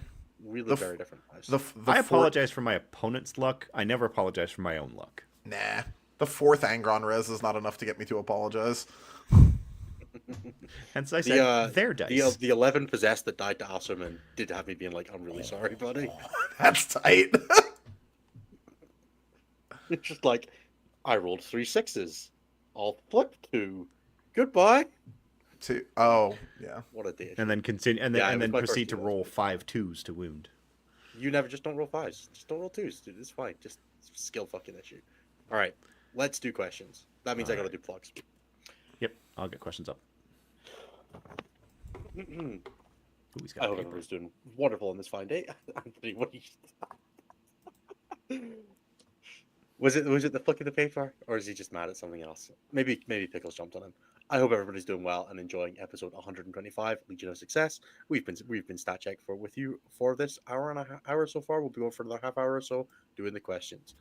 That means that if you've been enjoying it, there are a few ways you can support us that would be a big help. One is to leave a like, a comment, a subscription, hit the notification button. I don't think you should actually do that. Getting notifications on my phone drives me nuts. My phone's been on silent since like 2008, and if it ever made a noise, I would stab it. So I'm with you. Don't hit the bell button. But yeah, do the other things. It really helps us out. We do our best to respond to all the comments. It's usually me or Nathan, because I don't think Anthony's ever responded to a comment in his life. I don't even read them. That's probably a very smartful. healthy relationship. Yep. Look, the relationship of being a creator and being able to access opinions about yourself all the time is like the developmental equivalent of being kicked in the head by a horse every day. It's great. Just don't do that. I can't help it. I will read everything about me on the internet if I can. It's awful. I love it. If you're in a position to support us a little bit more and you would like to, you can check out patreon.com/statcheck or the YouTube membership program in the description below. $5 a month gets you access to our Patreon Discord, the Vibe Check League, which we should be kicking up the next one probably after the next field manual. Or Nathan's gonna want to play Eldar, so I assume that we'll just do it soon. I don't know. We'll have a think about that. I'll poke Nathan about that. He's busy at the moment. Otherwise, there are a bunch of other shows on the network that you can support by checking them out on YouTube. That's Take All Comers, Enter the Matrix, Champions of 40k, and eventually XM1 will probably return. The most recent Enter the Matrix just came back. They just came off their hiatus. Nathan, Typhus, and Pumbaa doing the good old things, talking about the ITT in the post. You can also check out our sponsors. That's Wayland Yutani, Red Dragon, J15 Games, and Saltar Games. You can find all of their links in the description below. Wayland are your number one provider. Well, I don't know if anybody's the number one provider. I'm going to call all of these guys our number one provider. So just roll with it, guys. For WC terrain, mats, objective markers, and all that kind of thing based out of Europe. If you're looking for widgets, tokens, GW terrain, or anything like that, you can find J15 Games in the description below, and that's based in the USA. If you're looking for WG terrain, widgets, tokens, measuring gauges, all that kind of thing, you can find Saltar Games below with their new website, saltargames.co.uk. I'll give a shout out to AJ. He's been putting a bunch of work in. I'm really looking forward to getting up to the store, and we will have a stream room at Saltar soon, which means that I should be able to start putting some stream games up on the channel as well, which will be a thing that I'm looking forward to getting to do. And lastly, you can find our primary sponsor, Red Dragon, red-dragon.ca. I'm going to call them the number one because Dan's number one on my heart store in all of Canada, because he does amazing things for 40k and Magic and board games and all the other card games, and just generally is a great store. One day I'm sure I will maybe make it out. I'm not going to Ottawa. You can't make me. There's no events in Ottawa, is there, Jeremy? That's not a real place. Jeremy's looking awkwardly around now. He's not being called upon. I mean, I'm just saying that when you're down here for the Toronto teams, we might just drag your ass to Ottawa. How far is that? That sounds far. I don't like 4.5 hours. It's close. No, we're not. I'm not spending 9 hours of my time in a car. That's just not how this works. Oh no, to get to the Dragon, it's an extra hour each way. I'm not spending 11 hours in a car for the sake of it, for the sake of you guys making funny jokes on the internet. If you would like to improve at 40k and you want to reach out to any of our coaches, you can find that at stat-check.com/coaching or drop us an email at coaching@stat-check.com. You can speak to any of the guys from Take All Comers, myself, Nassim, Pumbaa, or Liam VSL. We are working on getting our contact us forms. Jeremy, I assume those are basically done and are pretty much ready to launch. Yeah, I got the final confirmation today, so I'm gonna hopefully get that up and running. Sick. So we should have a new method of doing that. We're gonna have a bit of a chat about some back-end stuff and the coaching stuff with the other guys when I have the bandwidth to remember to do it. So yeah, keep an eye out for that if you are looking to improve at Warhammer. Lastly, if you want to get your question answered on the show, there are three very solid ways to do that. One is to be a member of our Patreon. That's through YouTube memberships and Patreon, as discussed earlier. The second is to leave a super chat on the YouTube live show. We'll read your question out. And the third is to just ask a really good question. I've pinned one already. So there was one person who gave a really good question so far. We've also got a super chat from Glasshammer Matt, which we'll do at the beginning of the questions, which I'll do now, which is who can I get in touch with to purchase some stat check sleeves and dice at Manchester? Great fit, lads. The best thing I can do for you is to suggest that you go and check out red-dragon.ca and select the option for pick up at the Manchester GT in the postage section when you pay for your stuff. You can also do that at a few of the GW Open events. I believe the first one is confirmed. Jeremy, you'll know more about that than I do. I believe it'll be Dallas, but I'm not 100% sure at this moment. There should be a pickup option for collect at one of the GW Opens. I think Dan's doing all of them off the top of my head. Yes, he is doing Dallas Tacoma. You should be able to do pick up all of them, but I think only the first one is going to be confirmed at the moment. But Manchester GT is also available as an option, so you can do that there if you're going to be in the UK or if you have a friend who's going to the event. Do consider doing that. Yeah, and we're going to try to do that a little bit more often. We've got a bunch of people that are going to be traveling around with StatCheck as well as with Dan and honestly, I can maybe bring some stuff back from Toronto orders and stuff like that if I want to check a bag. Like we can have a chat about it if it's done. There's always ways for us to get you your swag. It's not that hard. I just refuse to do. We just turned us all into pack mules. I refuse to be a pack mule at LVO this year because I did it 2 years ago and it was hilarious. Very fair. All right, let's do questions. All right, so we've got a whole bunch of meta banter that I'm just going to ignore, and instead I'm going to go to the first real question, which is from Alex. Hey, Anthony, I'm trying to decide what to run in an upcoming Teams event. I'm debating either Dread Talons with Harken World Claimer as the Warlord or Vessels of Wrath with Trooper Juggerlord. Any recommendations? First of all, you said you were going to ignore the meta nonsense. Second of all, easily the Dread Talons. Not even close. Dread Talons. Alec Lothros once told me he thinks it's the best CSM detachment. That's was that day one of the book? Maybe.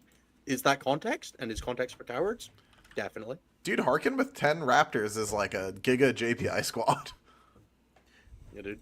And that charge strat is not nothing. The rest of the detachment is nothing, but that strat is not nothing. Yeah. There's just too much. You have to squint too much to make that work. But yeah. There is a lot of squinting involved there, yes. Yeah. All right. The first actual serious question comes from Nikki D. He's asking, is there a legitimate role or use for Outriders and Blood Angels and Dark Angels lists of the day? Is it replacing or supplementing JPI? Asking for myself and John Johnson.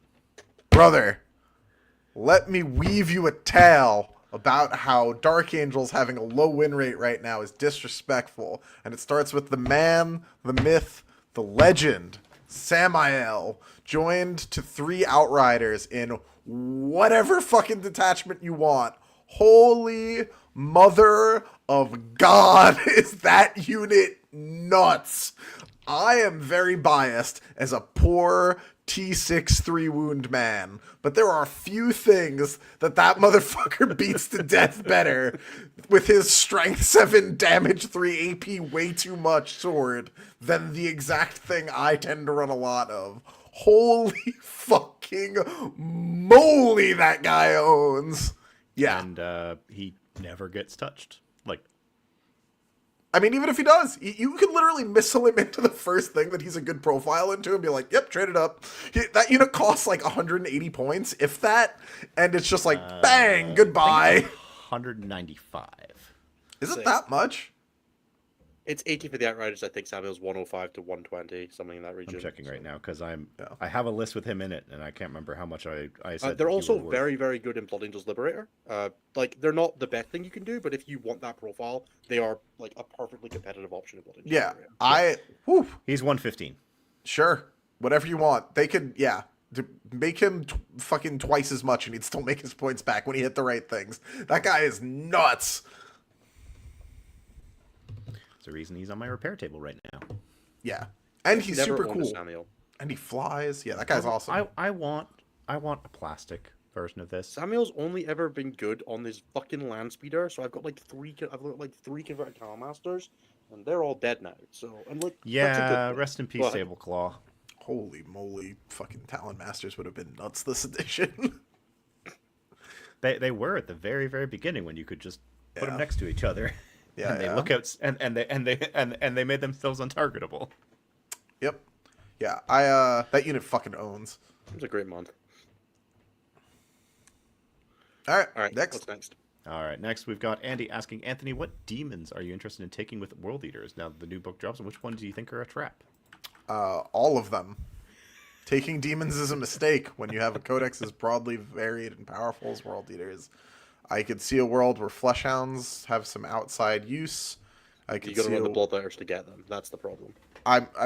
This is assuming they get like rolled into the Ah, book, and you could just take them as is, right? I think that's If a reasonable assumption to make. Yeah, if that's how it works, and you could just take them and everything's fine. Fleshhounds could be pretty tight. World Eaters don't have anything that really fills. They're that. a nice little skirmishing unit. Yeah, I mean, like, Spawn kind of do that, but Spawn are swingy as the day is long, and they don't have anti-Psyker 3 up, and I hate Psychers. So, yeah, I think that's pretty much it. I don't foresee anything else there. being Obviously, you useful. want triple Skull Cannon to try and trigger some battle shocks so you don't get interrupted on. Stop that. Um, You stop that right now. Actually, I can run- lied. Sorry, my mistake. I forgot my bit. If you want to do that, you should run 3 Skull Cannons. You should play Vessels of Wrath, because that's the best World Eaters detachment, and everyone should play it. Boom. Also, AOS competitive podcast when? I would gladly do that if that game was worth playing. But if they keep chipping away at letting the people who wrote 10th write 11th, they might get me. we would need you. We could make it a patron tier of like we'll launch a second podcast and we'll let people vote on what it is.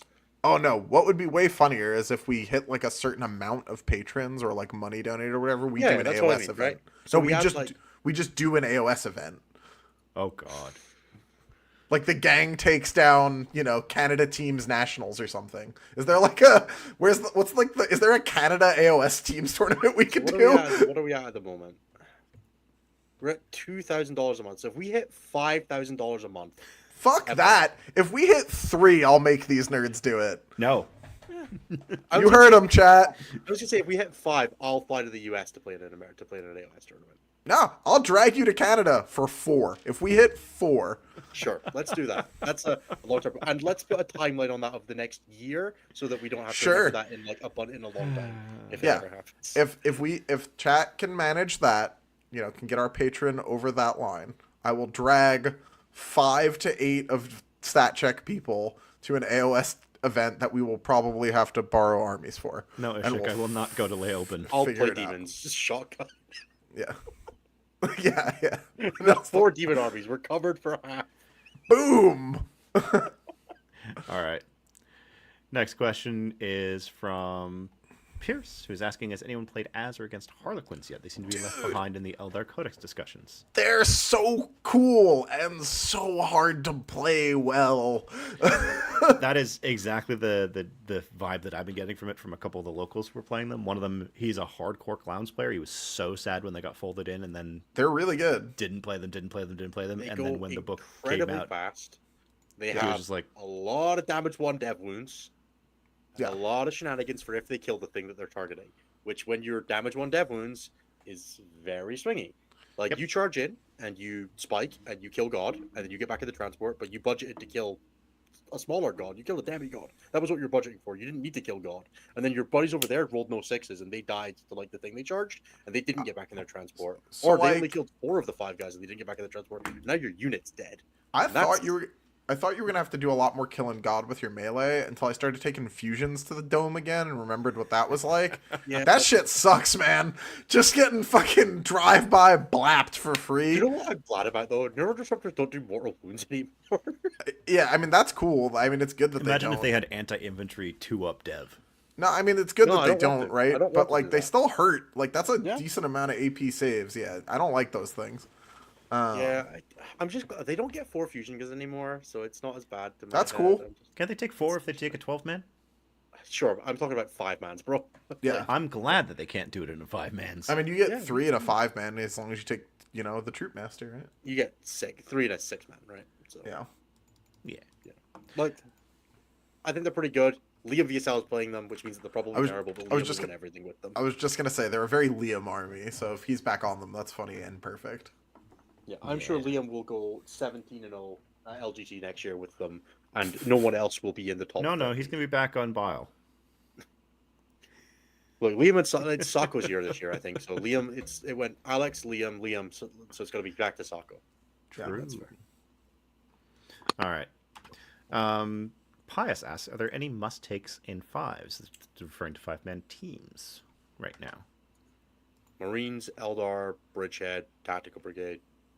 I don't think those are all must takes. I don't think, there's I any would must-takes, say probably Eldar is the only one that I would must-take in there. Oh, really? See, Even Eldar was the one I was going to leave out. I think the rest of those you should have, but I don't know that you need Eldar. You should definitely have Marines. Like, Of some Yeah, flavor. come on. What are we Surely doing? someone plays Marines. Yeah. Like, your cousin on Guilliman Ironstone or Guilliman Ultra Gladius can go 3 and 2. Like, it's not That's that true. hard. Yeah. They generally won't get 20'd. You just tell him to say free strat a bunch, and he'll be right most of them. Yeah. It's true. Where's that one coming from? It's... Like, dude, I lost track 17 free strats. Yeah, I don't even try and keep track. I do, and I trip up so much myself worse when than my I'm playing opponent with a not keeping captain track. in Gilliman. I go, man. My opponent's just like, I've started telling my opponents that if you don't have it tracked, then you don't have any. Yep. Like, if you that's don't, if fair. you can't tell me how many you have left at a given time, you have no free strats left. You've used Yep. them all. Tokens, baby. Put it on top of a crate right next Mark to it your or it CP doesn't die. exist. Here is Gilliman's token. Here is Calgar's token. Not that Calgar exists, but here is Gilliman's token. Here is a captain token. Here is They'll learn whatever real else. fast. Mhm. And obviously, Yeah. World Eaters. You must have World Eaters. Vessels of Wrath. Yes. Don't forget. with See? Forge Fiends. Yes. Good job, guys. Keep that up. All right. Frank is having a bit of a pre-event crisis. They have a GT coming up in March, and they don't really have anyone's idea to play. Mainly because I'm bouncing around armies right now. Shocking, I know. I'm mainly trying to refocus playing lists. I enjoy and having fun playing the game. The question is, do you guys think it's still worth it or valuable to attend a GT with more of a fuck-around list? Or should I drop and focus on getting the army ADHD settled and then prep for future events? Dude, what do you want out of your GT? Are you going to it to go and have fun and play some Warhammer and learn some stuff? In which case, does it fucking matter? Go play what you want to play and then worry about the learning afterwards. Like, you gotta decide what you want out of the tournament. If you're just going to go fuck around, take a list to fuck around with and focus on worrying about it afterwards. You don't have to not go to an event just because you don't know what you want to do long term. It's fine.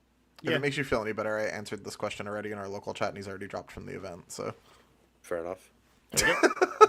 Yeah, if he doesn't want to fuck around tournament, don't go. Right? That's Yeah. how it works. correct.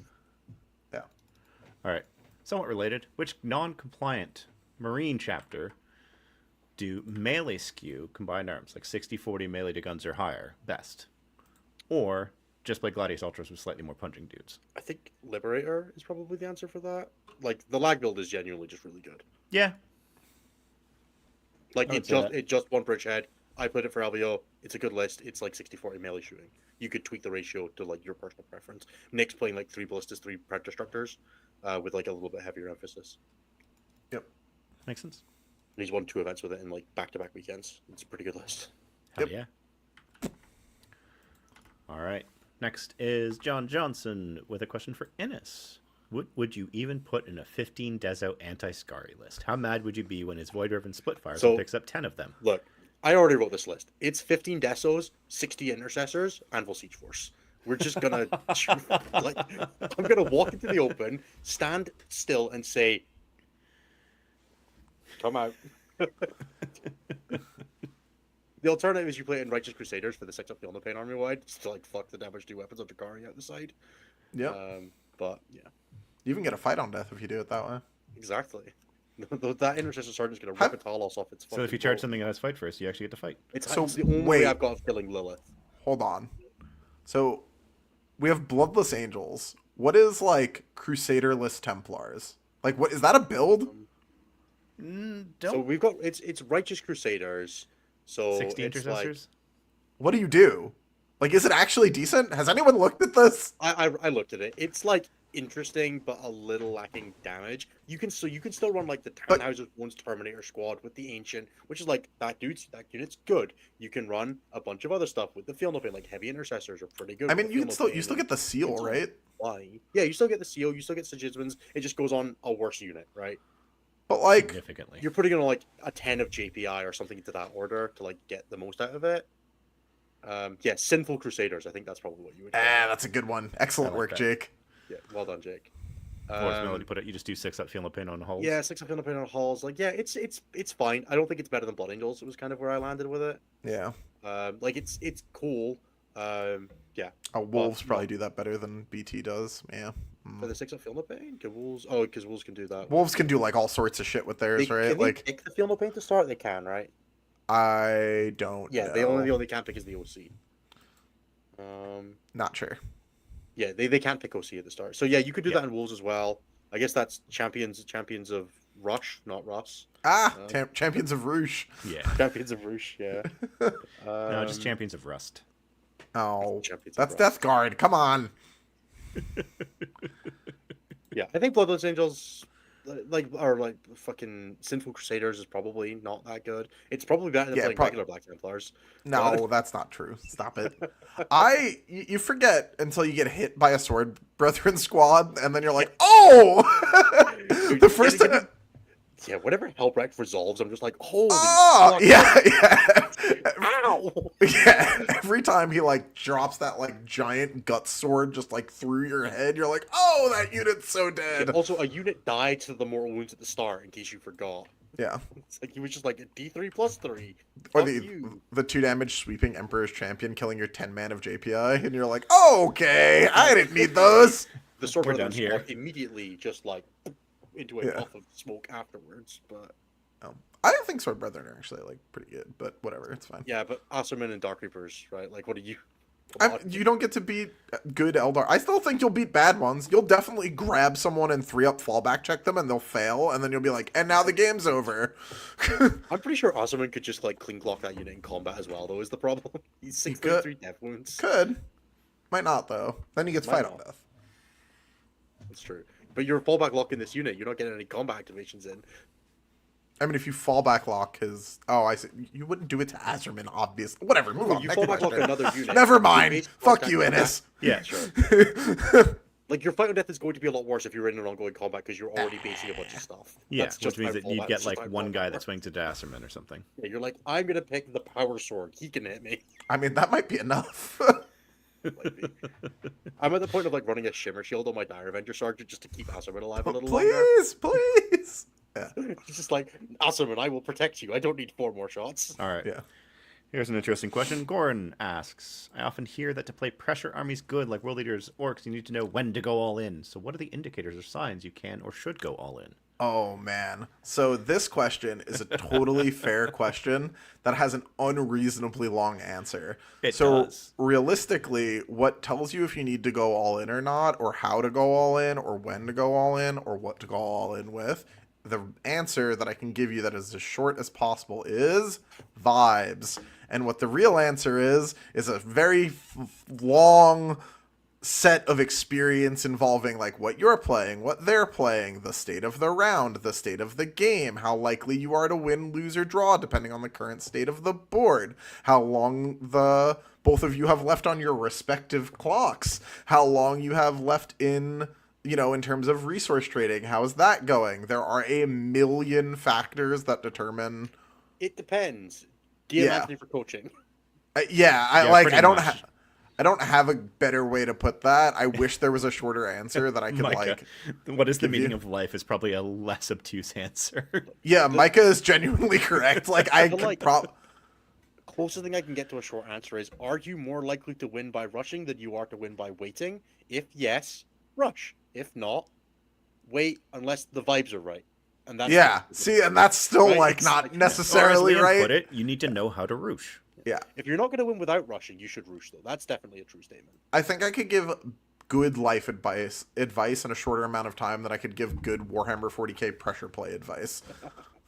Yeah, you kind of just have to like watch someone play a bit and be like, "That's where you should have rushed there. This is Yeah. why." Yes, That's correct. so much better. And eventually You you'll need start games that do understanding that kind of why stuff. you're saying that, or you'll Yeah. just get a really good sense of it and be able to do it yourself. I have a coaching client who, when he started with me, was very scared about using his models aggressively and getting murdered. And that motherfucker has put up nothing but devastation for the last 2 months. Hell yeah. So, shout out to him. All right. Isaac with a series of questions now. What is the coolest thing you 3D printed? I just discovered my university has a printer, and I've been abusing it greatly over the past few days, having unlocked the forbidden technique of domain expansion, infinite pile of shame. Nothing. I once paid a company to 3D print me like deployment dice back in, because we used to roll for deployment like savages. So I got them to 3D print like dice that had the 6 deployments on them and stuff like that, and I gave them away as prizes for a tournament. But I don't own a 3D printer, and I simply can't because of my life will be consumed, or all of my money will be consumed, and I can't. Yeah. I can't do that. So I had a 3D printer. I still have it, actually. I just haven't used it in 5 years. That's a long time. I mean, 3D printing is what got me back into 40K back in 2018. Ah, hilarious. Unlucky. Very unlucky. It was something fun to do while I was working on other engineering projects. Oops. And these were some of the coolest things that I printed. So these are hexagonal planters that have little drain holes in them that also interlock. So you can Nice. actually put like a giant stack of them together. I'm going to try to not make a massive noise for the mic while I do this. Yeah, don't worry about it. I think People I'd pay like for this. that. That's sick. Yeah. That's really cool. And I completely forgot about these until I was cleaning the other day and found them. And you were like, oh, I made those. I didn't design them, but I Oh, did. I was going to say, did you also design them? Yeah. I wish I had thought of designing these. No, but these were the trickiest that guy things makes a to lot of print money. because of back when I was printing these 7 years ago. There were a lot of things where like trying to print something in mid-air here without any support is rather silly. But yeah, that's probably the coolest thing I printed. The second coolest thing would be a jet engine, and it's a half section cross section cutaway that I use for teaching. Oh, that is Because cool. for the first 9 years of my career, I was working with jet engines. And you had to be like this.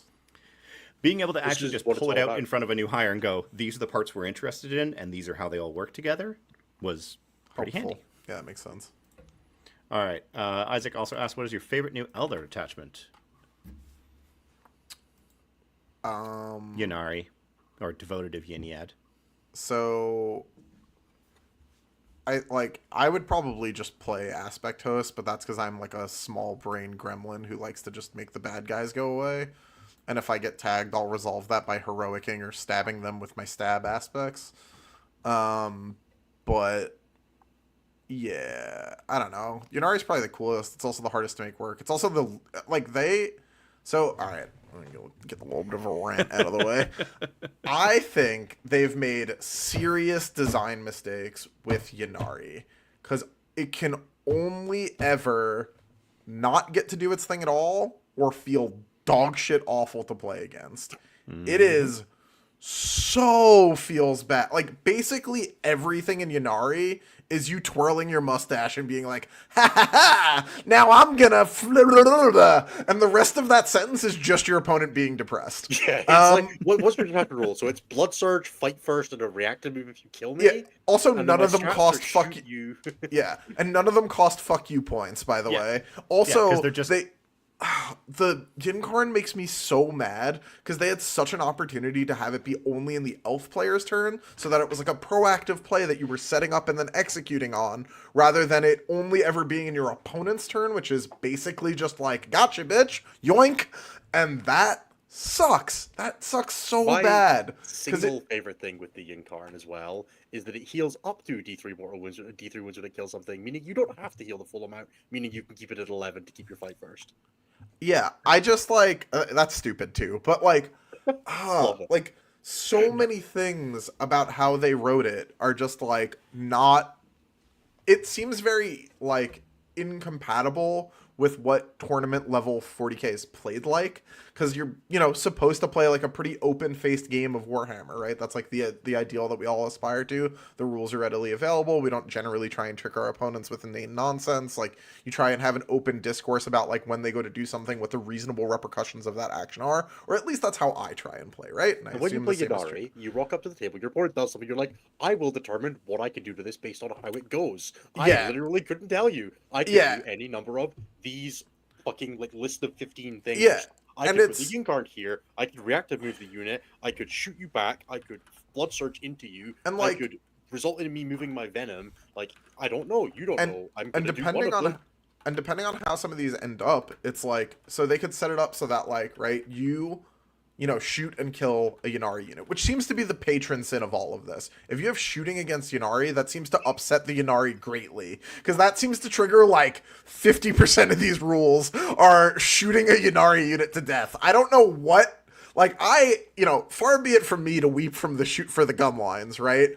But it seems like there's just a little too much punish in Yannari for like you shot a You unit to see a death. gun on your brain. I don't see. She does not carry a gun. Yeah, All that I means get is it. She's very upset about the shooting phase. Yeah. Like, she doesn't have a gun. The Yinkarn doesn't carry a gun. Has one. Doesn't carry one. Well, I mean, she also has one, Yeah, but doesn't exactly. carry one. So like, Yeah. they're not doing the gun phase. I just think that a lot of the stuff in Yannari could have been done better to not generate such like actively feels I bad feel like moments in the game. they're just like, I was reading some of the Art of War stuff about it, and Jack was like, "Yeah, my opponent was looking up if they could not use their JPI mortal wounds when they charge my Wraith Knight." Yeah, My like Wraith Knight. that sucks, dude. Like, can I choose not to do the mortal wounds here? I don't want him to fight. Yeah, that's just genuinely miserable. There's just so many things about it that are just I I like think I'm taking Yannari to an RTT next weekend. and I think if they like narrowed the scope a bit, right? Like really what they'd have to do is just make Yannari bad, right? They'd have to be like, they don't get any aspect warriors. you can't Unlucky. be good. Yeah. You can't be balanced. You've got to be bad. Right. But you know what the worst thing is, Anthony? Is it's going to be below 50% win rate. Probably a bunch of the Eldar books are good. Like detachments, I think will be quite low on release. I think I've talked about that on the show before. That like like I think they will genuinely release quite low. And my problem with Yannari isn't so much that it's like this unfair, unstoppable bullshit thing that I'm sure someone is gonna give me shit for later and be like, Anthony thinks Eldar is unstoppable. But I don't feel that way. I don't feel that way at all. Particularly because, again, as mentioned a minute ago, it doesn't do any of these tricks if you don't fucking shoot it. Yeah, what it's going to be is really annoying for one player in the game every game. Yeah, like someone's just gonna. I just think like round over round. I would not be surprised if like a Yannari player plays a GT as Yannari and then is just like, yeah, all of my opponents were just like a bit shitty to me, and that's not really cool for either of us. And now I don't want to do this anymore. Yep. Like it's like almost the T-Suns dilemma, as I once heard it put. No one has fun in a Thousand Suns game. Not the pilot, not the other person. Just no one has a good time. And I think Yannari takes that to like basically its logical how extreme. the 4-up felt when I could roll for it. My opponents were just like, I don't know what to do, and I'm like, I don't know either. You just die now. Yeah, Now like it feels a little bit like there's counterplay. yeah, I'm I think sure that Elden will get there. I'm sure there's some, but genuinely, so much of it is like, I think one of the worst lines that I've seen happen so far is that someone shot a unit to death, right? And this triggered like this insane cascade of like, there's a Yinkarn there, and now at the end of the phase, this shooting unit is either going to shoot the unit it sees, or if you want to structure it the other way, move and shoot a different unit. Take your pick. And it's like, what did that cost you to do? It's like, oh, 1 command point and my detachment rule. And it's like, a full shooting activation? Yep. What? And it's not like a They shoot have back. to lose a model. They have to lose a model. Sure. I guess. How dare you shoot Yannari? But like that's I'm actually genuinely considered. Is it lose a model to getting shot, or is it just have lost a model? Because does it trigger on transports exploding? let's find out. No. All right. I've got the other cards behind me. God, why do they have 9 detachments? I think that's fine. It's a big legacy army. They should have lots of options. That's Just cool. start killing them all. No, I think it's fine. Grace. Let It's them a die. giant. It's a giant army. Let them Not have in stuff. Yannari, they're not. if one or more models in that unit were destroyed this phase. Yeah, so if a transport pops or... Well, that's really it. A transport would have to pop near them, and that's kind of it. Oh, also, Yunari don't really do that. They could do it Well, with right now they enemy can't go in raiders. transports. Well, that's what I'm saying. They don't really take them either, though, by proxy, right? I think most of us are playing like at least one Venom, because that data sheet's quite good. Sure. When it's like Yvrain jumping in and out of it. Yeah, fair. Fair, yeah. Yvrain with fire deck is quite funny. I will say that is one of the things. Oh. You should be able to target shit that's inside a transport when it does firing deck. You should be allowed to use. Shouldn't be allowed to get back in transports, like Anthony said. I think that should be a thing. Like, ever? Like, if you You get said out, that. that's it? I Yeah, think you you said should that. not You be said able you to get should never back be in a allowed to re-embark transport the in the trans- same turn that you disembarked from that transport. agree. And Oh, there I are- think that's fine. I think being able to get back into it in another turn is perfectly fine. Yeah, that's what I was like. No, I don't think I said That's that. not what you said. You said you should just once you're out of it, that transport is empty. You said it with your chest as well. You were like committed to the bit at the time. I like it. Yeah, it's a good answer. Good job, past Anthony. That shit's funny. I actually mean- think I agree though. I don't think you should be allowed to get back in a transport on the turn you disembark with And transport. the thing is that most things in the game are written in such a way that they prevent that from happening. Yeah, just not Eldar. Yeah, I cannot state this enough. I don't think Inari is just too powerful. I think it's just gonna feel bad, very bad, frequently to play against a lot. And this isn't like a top players will play around it thing. Like top players do get tired and make mistakes, so they also, will like, also just get Fundamentally, Which means you that they will. can't just play around not shooting. That's not a thing you can do in Well, most games of Warhammer. That depends. Most games of Warhammer. Yeah. Most yeah. armies I in the game. yeah. Anthony, not Again. everybody is bile pilled, all right? Or Blood Angel, World Eater, whatever. I get it. I understand. That, and like that's just like not a thing. Yeah, I don't know. I feel like they made some even in that mistakes. context, like I still like grenading transports to death, dude. Like that still Yep. triggers the move. Yep. Yeah, you just have to fight Cascade every... Yeah, I mean, maybe this is why they can't use transports, because everything we've just said in the last couple minutes that involve a transport is, like, very fucked up. So... Yeah, it's genuinely GW making a nuanced balance take. Another fun thing with Yunari, Yvrain can still go in transport. So I've seen people floating about running like 10 and a Troop Master and Yvrain inside a Serpent, because the Serpent can still move because it's still Yunari, but the models inside it aren't Yunari, and Yvrain's targeted reroll wounds is not the unit she's attached to, it's just any Eldar unit. So you can have Yvrain jump out solo, charge a unit, and say, those troops that were inside that thing with me that aren't Yunari have reroll wounds now. Yeah, I like see shit like this. I don't... Yeah. Go away. I think The Eldar rules are a mess. Did you know Harlequins don't lose their OC when they battle shock during their turn? Because they're set to OC2, the same as the Norn. Oh, that's cool. I mean, whatever. I think that's fine, actually. That's tight. It's completely different wording to what Scions have in Bridgehead, which is that they get +1 OC when they're not battle shocked. Harlequins is Perfect. just set them to 2. Yeah, good. So in your Fuck 'em. turn, you sequence it so that you're OC 0, then OC 2. So I don't even care about that just at Brilliant. all. Like, I think that's Absolutely brilliant. I think that's totally fine. That detachment's not that crazy. Outside of like exactly that rule, it's fine that they get it while they're battle shocked. I also love that we have like the confirmation that that's how that's supposed to work from the FAQ Norn? on the Yep. Norn. Yep. All right, next question. Moving All on. right, next question is the last one from Isaac. Paint tips for 159 GSC models, also taking color scheme ideas, starting the process tonight. The Ooh. trick with... Contrast brown. No, I have an old Fight Club Innis tip for this, and that is to lower your standards. That's also true.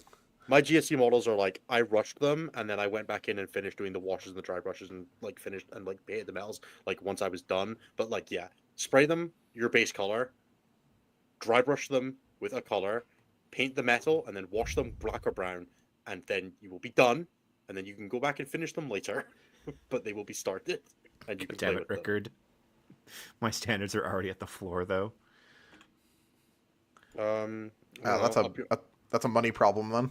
Yeah, up your static Patreon fee, and we can see about raising those standards. Imagine having painting standards as their next comment. All right. Talking about this is- Yunari has convinced me to build the Gyrax. So I think you should, if you're gonna play Eldar at all, You should need to play put the Yunari. cat on the base. This is the I only wasn't Eldar going model I to, will didn't ever like own, it, by the but then way. someone and mentioned it it's- being Mr. Bigglesworth, and then I was like, oh, okay, I'll build it. Yeah, Mr. Bickersworth gets angry. Yeah. All right. Scott M asks, in a previous show you mentioned someone in the States making Fellhammer work. Who was it again? I believe that was Mike Pestilence. It was Mike Mike Pestilence Pestilence. of Warhammer. Mike Yeah, was go one of the check him best out. He's contributors written a in whole bunch Warhammer. about it as well on the Warhammer blog. Go check him out. Go support the Warhammer guys. Their crew is super chill and super cool. Yeah, mad respect for everything that they do.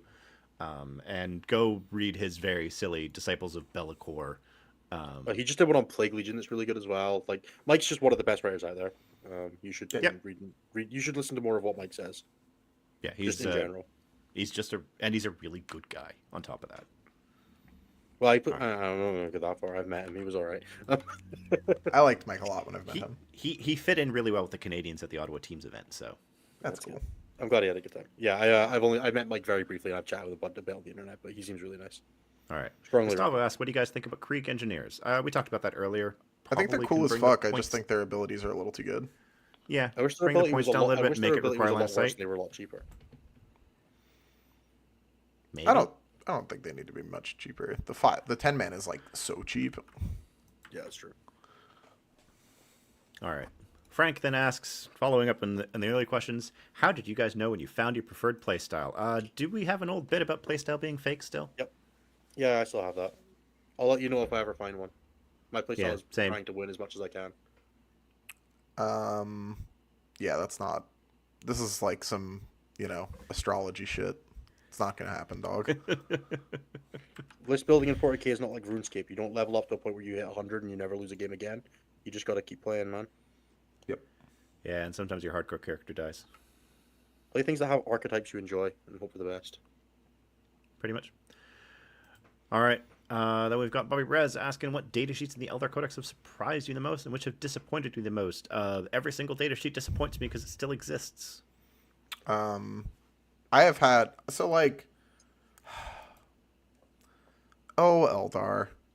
They clearly get the most love and attention of any book that's been released so far in a way that is like genuinely kind of frustrating to see. Because they do have 8, like,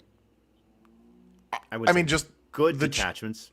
The changes from their index to their codex show heavily that someone that gives a shit about this army Yes. works at Games Workshop. Like everything that like has changed or was changed or whatever is just like wildly different to the way other books interact with the game, basically. And like that's everything cool. with, like compensation changes, right? Rather than just like, remove your thing, replace with nothing, right? Like, right. Yeah. Like, Nothing. So yeah. there's no like why those in this book really. Like you get kind of what everything's supposed to be doing. Yeah. And I want to be very clear that I'm not saying this is a bad thing. Like this is obviously a good thing. It would be nice if the other armies got that kind of attention. I just wish it was broadly more common. That's all. Like there's no suppressors in the fucking Eldar Codex. You know what I mean? And that's using like Games Workshop's literal poster child, right? Yeah. Can you even buy those these days? I have no there's a idea. Vanguard, like start collecting thing or whatever it is, like Combat Patrol Vanguard or something like that. It's stupid. Okay. I think for me, to use actual gameplay things, I don't particularly love the Wraith things, like the Wraith Guard, the Wraith Blade Guard stuff. I think they're a little underwhelming, and I'm not sure you should be a fan of them. the I Wraith think Lords maybe are they could hilarious. treat it a little better, but also I'm kind of glad they don't go to 10s anymore because it makes them a lot easier to balance in future. I just kind of wish those data sheets did more and were a little more expensive. I think they have like this really stupid thing as well that really bugs me with exactly them is that the Wraith Lord gets +1 weapon skill and ballistic skill when it's within 12 of a Psyker, and the Wraith Detachment gives you +1 to hit and wound things that have killed a Psyker. Wraith Guard get +1 to hit and wound when they're near a Psyker, and get +1 to hit and wound from the detachment, or +1. So they don't. You don't get both. Wraith Lords get both. Wraith Guard don't, and I think I don't like that. That's like a little annoying. I think that could have been handled better. I wish that she just like was more Deathwing Knight and less Blade Guard veteran, I suppose. Makes sense. And I've been very unimpressed with unattached Howling Banshees. That's the other thing that's been like, man, that unit just like does not do its job a lot of the time for me when I send it in. With characters, they're fantastic. Without them, I've found them to be lackluster at finishing kills because they just kind of have that like slightly too few attacks that they're very susceptible to variance. I think that really for depends the points on... cost, it's hard to complain about them. So. Yeah, I think that really depends on what you consider their job, right? Sure. It's like I kind of expect them, if I throw them into 5 Marines, that they should kill the 5 Marines, and they have failed enough times that I've been like, this is annoying. Yeah, But that's also Yeah, like I don't usually expect my JPIs to fuck up when they charge in things. Howling Batches have been on the bad end of that a few more times than I've liked. Yep. Banshee sent on Um, 2s, right? yes, I also really don't like the timing on the 6-inch pile consolidation strat that you have to use it before, but I also understand that it probably should be before. It's when you're selected to fight, right? Yeah, it's when you select it to fight. You can't use it like you can't be like, oh, I killed the thing all 6-inch pile consolidation. You Yeah, have to that call makes your sense. shot, I mean, which is like fine. But it's like also not a the one strat, place it's in just a Elder. token. Yeah, exactly. It's the one place in Elder you have to like actually use forethought. 6-inch pile console's a fucked up. It's rule. just console. It's not pile console. Oh, okay. I thought it was both. I think it's just I console. think it's both. Yeah. Is it not? Let's find out. Agile. God, this Oh, no, song it's not got too that. much fucking rules.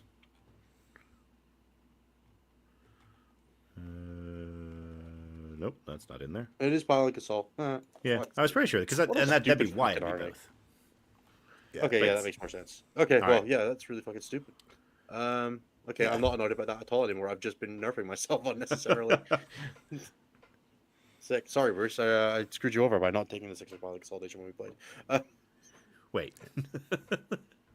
All right, what's next? All right, Jonathan asks, what do I do with all the extra time I now suddenly have because I'm not trying to optimize the last 100 points of my army over and over again? For context, Right. they previously said they have now played the exact same list for 7 games in a row.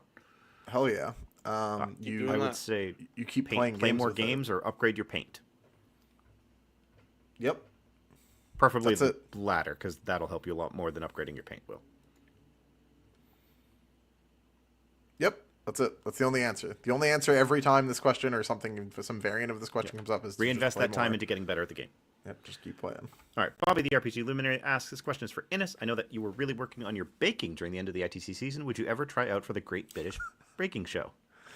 No, Well, no, thank you. I'm good. I do Also, not. is it the Great like, British Baking Show or the British Bake Off? It used to be the Great British Bake Off. I believe it changed. It changed channels. Okay, that's why I have that. So they had to change the name because it went from BBC to Channel 4 or something like that, or ITV or something like that. Sure. I don't know. I don't follow the show, but I remember that happening because it was big news. Big news, dude. Look, you guys renamed oceans. We renamed shows. Yeah. Wasn't it a Gulf um, they renamed?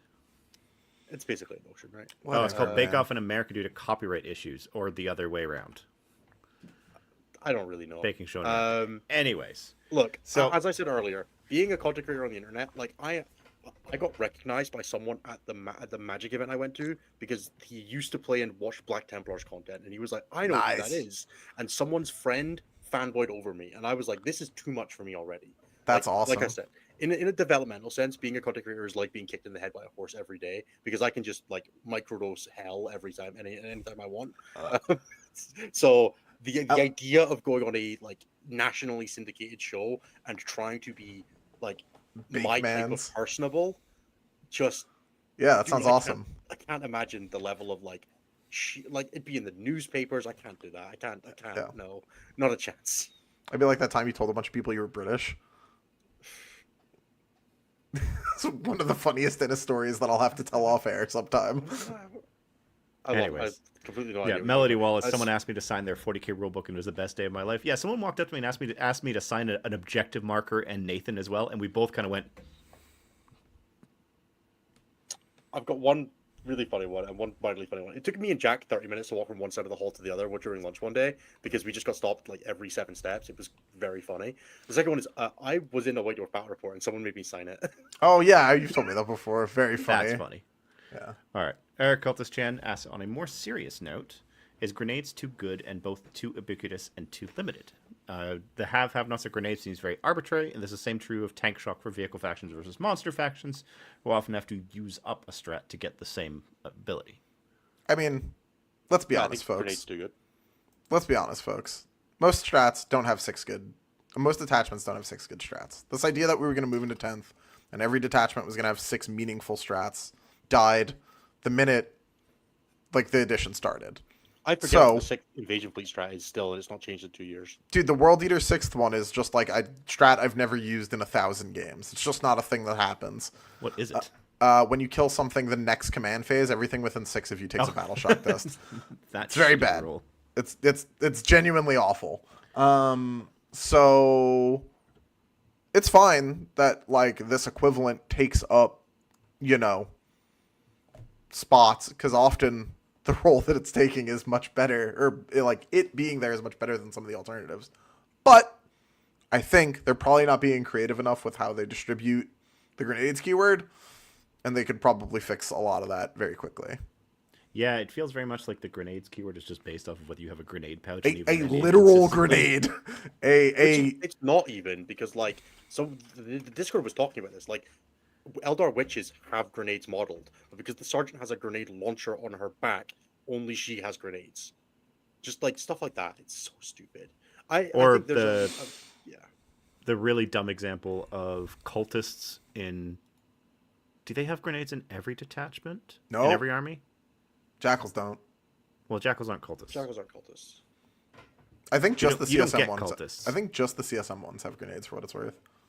Yeah, I was pretty sure that was the case, because I think, if I remember correctly, in Thousand Suns, the only units that have grenades are like the Exalted Sorcerer, not the one on disc, just the foot one. Master, stuff like that. Yeah. Nice. I really like almost all Gravis don't have it, but not in Scepters, because they get 6-inch deep strikes, so they couldn't have it. None of them have grenade modeled, obviously. I think Gravis have it modeled, actually. So maybe it's like the optional bits. Chaos I know that Inceptors don't have any pouches back there. Chaos Cultists can go in Rhinos. Death Guard and Thousand Suns can't. Well, it's because Death They Guard and have Thousand Suns, they scout. Yeah, but that feels like it's a self-fulfilled. Just don't give them Scout, guys. We can't give them Sticky. Why not? Because it's Death Guard's whole rule, right? Unless you're playing Flyblowing Host. Have other detachments eventually. Yeah, Termies don't have grenades except for that captain at the edition release. Yeah, that had the grenade fist. I love that guy. I played that guy so long at WTC as well. Like, I thought his unit had to be eligible to shoot to use the grenade and everything. Like, I just was not using it like almost at all. All right, and honestly, on the tank shock thing, I think it should just be monster or vehicle. I agree, but I also like change it from tank shock to crushing bulk. Especially since it's toughness based now, it's the idea of you are just slamming something into someone. I just really don't want Mortarion to tank shock me. I don't know why. I don't like the idea of him grenading me then tank shocking me. I mean, he might finally do some damage. Yeah, dude, he might kill 5 JPS. Oh. Watching Nathan at ITT like pop sustained and sweep into a squad of Custodes Pikes was depressing. It's just like it's the only way I'm getting rid of them. Oh man.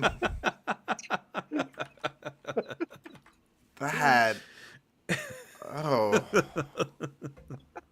All right. Eric Stan also wants to just express their appreciation for Anthony by acknowledging demons probably should get to have something nice given how limited their support currently is. Yeah, just leave him alone, you know? Just fucking talking about how a demon is one of the most interesting data sheets in the game. Hey, and now you want to give them more.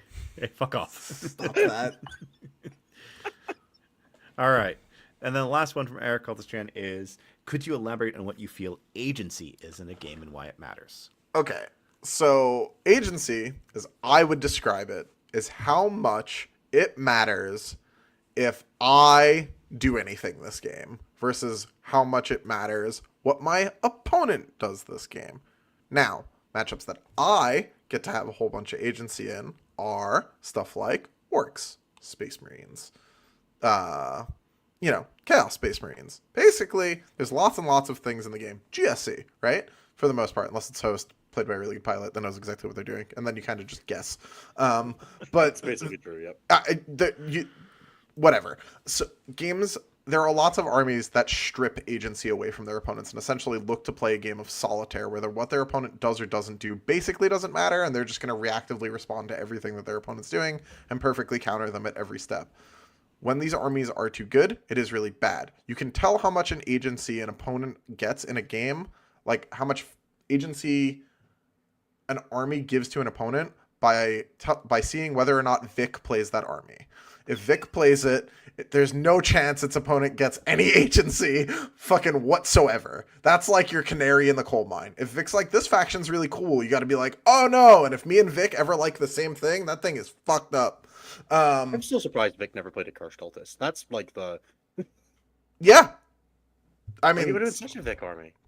It's not, though. Like, you do get a bunch of agency against that, because if you can just roll your shoulder through it, it'll die and it'll go away, and that's kind of the end of it, right? He wants to, like, it's Thousand Sons, Grey Sisters, Knights. Eldar, Grey Knights, like a lot of those that just like do not let what the opponent's doing matter. Yeah. If Brian likes it, it's because he wants to agency his way through you Maybe, a lot of the time. maybe. Brian is 50-50 on that.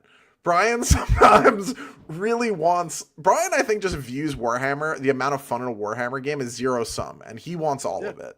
And sometimes he accomplishes that by wawing you to death in your deployment zone, and sometimes he accomplishes that via bikes that, or like, different Eldar shit that you can never interact with. Yeah. Rickard's gonna say a thing here. I'm gonna shout. Vic does not have a playstyle. Vic has a preferred approach to winning the game that is not the same as a playstyle.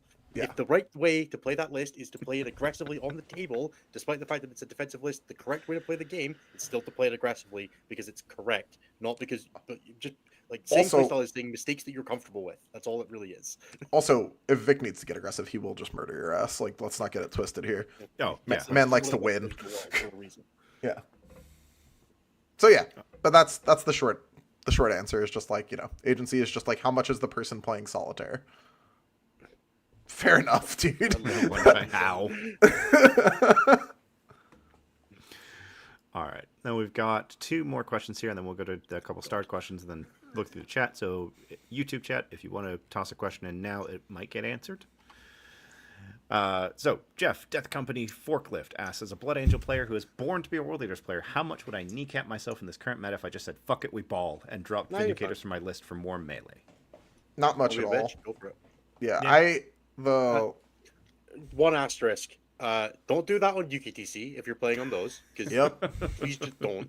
You bring a gun, and look at the terrain that you're playing on. If you're playing a whole bunch of layout 6, bring some guts. If you're But playing if you're playing a whole bunch of layout 1, and 7 and fuck 8, it, ball. yeah, dude, fuck it, we ball. 1 is not quite the melee paradise that has made it out to be, by the way. Guns are still but very it's good on better. that But, layout. like, if you're playing on 1, I'm Um, okay with you bringing like 2 Blizzard Dreadnoughts and being like, that's my shooting package. I get it. I'm just saying that like Yeah. guns are also good on that. It's Yes, yeah, yeah. but it's still better than playing on UKTC or layout 6. Dude, UKTC is a perfectly acceptable melee layout as long as you are fast.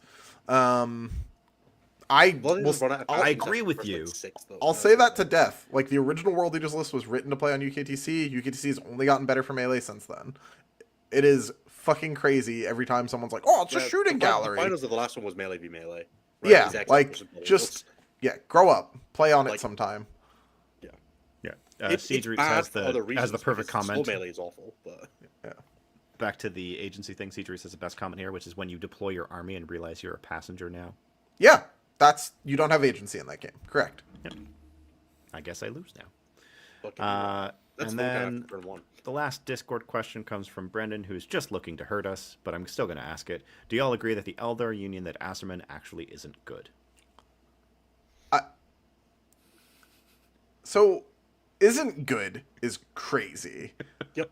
Not worth it in the context of Eldar lists as they are currently being written, depending on which detachment you're taking. Perhaps. Sure. I am willing to grant the Eldar Union the idea that there are things that you can do that are not Asserman that have different benefits, and that those might be things that you want in specific metagames. However, Asserman and a unit of Dire Avengers is like 180 points. Like, fuck, Jesus dude, if it's not that good in this matchup, like, who gives a shit? Put it on your side Yeah. objective and fucking fire and fade out and kill the scouts that are doing cleanse. Like, who cares? It doesn't need to be crazy to hold an objective or be annoying and have a fire and fade. Not worth it is crazy. Like, it is a thing that you can run that is completely competitively viable. Is it a thing you have to run? No, because Elder's No. a deep book with a bunch of options, which is a good thing. It's bad that there are auto take options. I And the fact that also Azerman is a good choice, but not the only one, is good. I feel the exact same way about Flagon, by the way. I'd say that he's lower on that than Asserman, though. I think they're like we're just talking about different targets, right? Does your meta have a bunch of that shitty Plague Storm list in it? Well, guess who's real fucking scary? Papa fucking Dragon Man. Like, Fair. yeah. Yeah, for sure. Fuegan's one of the two that I don't own Morgan Ra, I don't own Fuegan, and I don't own Lycus yet. And Fuegan's the one I'm getting next, not Lycus. Fuck Lycus. I mean, Lycus is great too. They're all good at different things. You have to Except just kind Morgan of Ra. Fuck you, Morgan Ra. Morgan Ra, Morganroy is really good attached to a unit of Dark Reapers with the Tempest Launcher to kill mortar piles. That's it. Yeah, that's true. That is the best use we've found for him so far. All right. I lied. Charles managed to sneak in one last question, asking Anthony, why are Necron Warriors bad and clearly need a buff? Is that... Hold on. Please hold. Yes, I know you're. it is. I know you're. I'm pretty sure that's the Charles you're thinking of, so yes. It is. That is the exact Charles that I just had start playing a bunch of Necron Warriors because they are very good into a lot of things that are good right now. They are not bad. They do not need a buff. Please leave them alone. Necron Warriors for me have that thing of like they are the best data sheet in the game until they're terrible, and Yeah, I but you find know that what happens a doesn't lot. answer them cleanly right now? Eldar just at all. Also Bridgehead? I think Bridgehead can get there if it techs for it. Nope. Yeah, but then You just can't. You're not getting through the Awokened brick, and that's the one that you would take. Sure. They can't ignore mods, right? I don't know off the top of my head. I don't think so. But... Right. So, Eldar can. yeah, but Eldar don't have volume. Fair. Awesome and 10 Dire Avengers. It's not enough. It's not even I know close. I know. It like barely scratches the paint.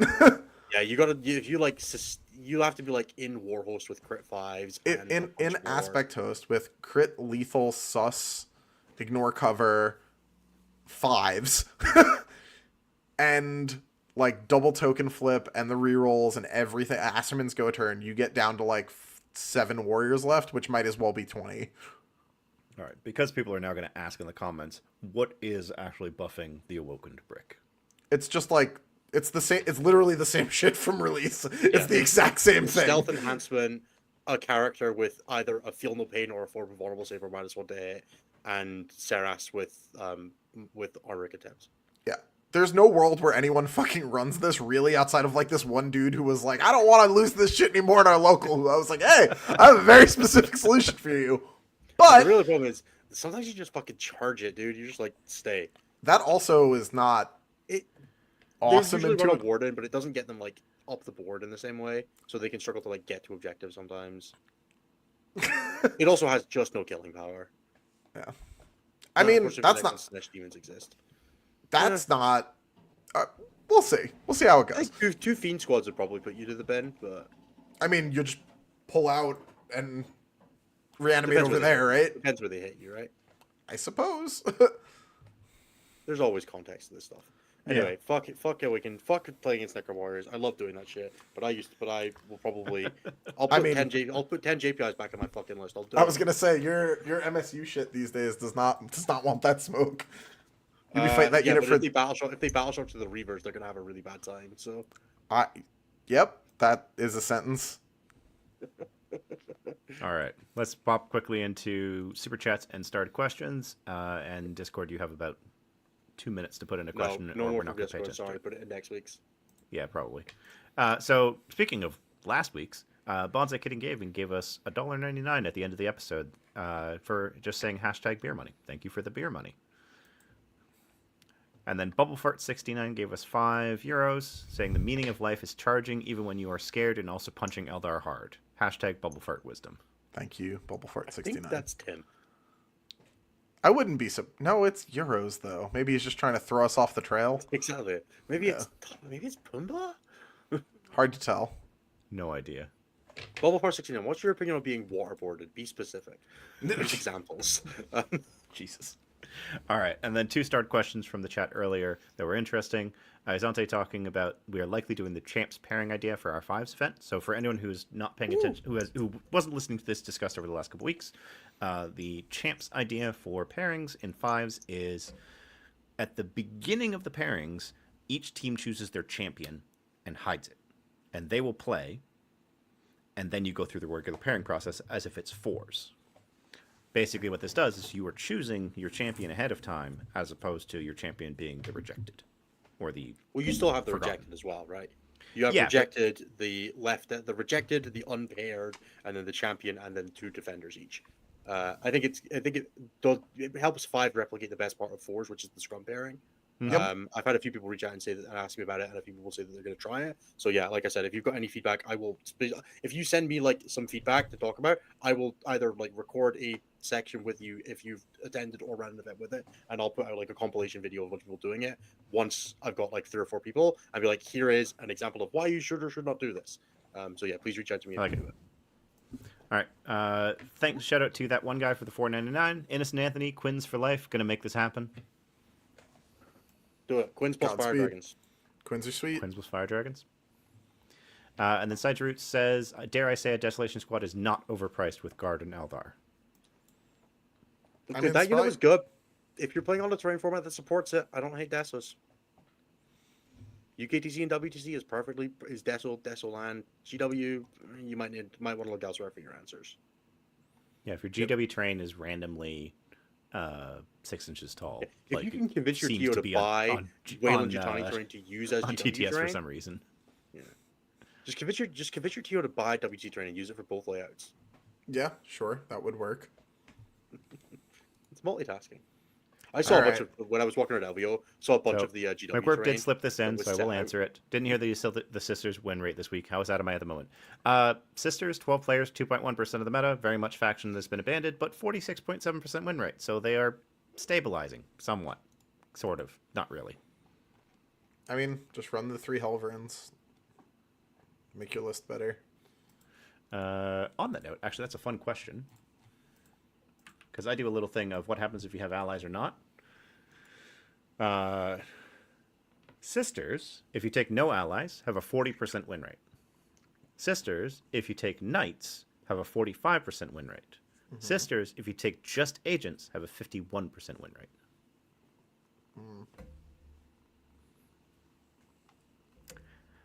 I don't know. The knight helps, but apparently agents just do it better. That's Fair rough. Yeah, Hey Pickles. it's a pickles. It wouldn't And we be get an the episode thumbnail. without pickles. Put Pickles right in front of the camera so we can get a good thumbnail. I mean,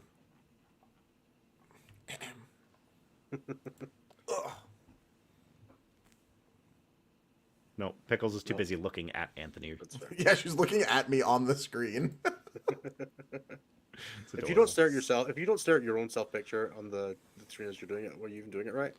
Yeah. All right. I think that's it. Oh shit! No, we still have to do the fucking.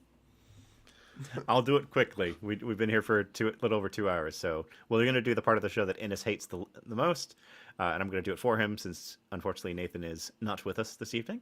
And so basically, one of the ways that you can support us is by setting up on Patreon or YouTube.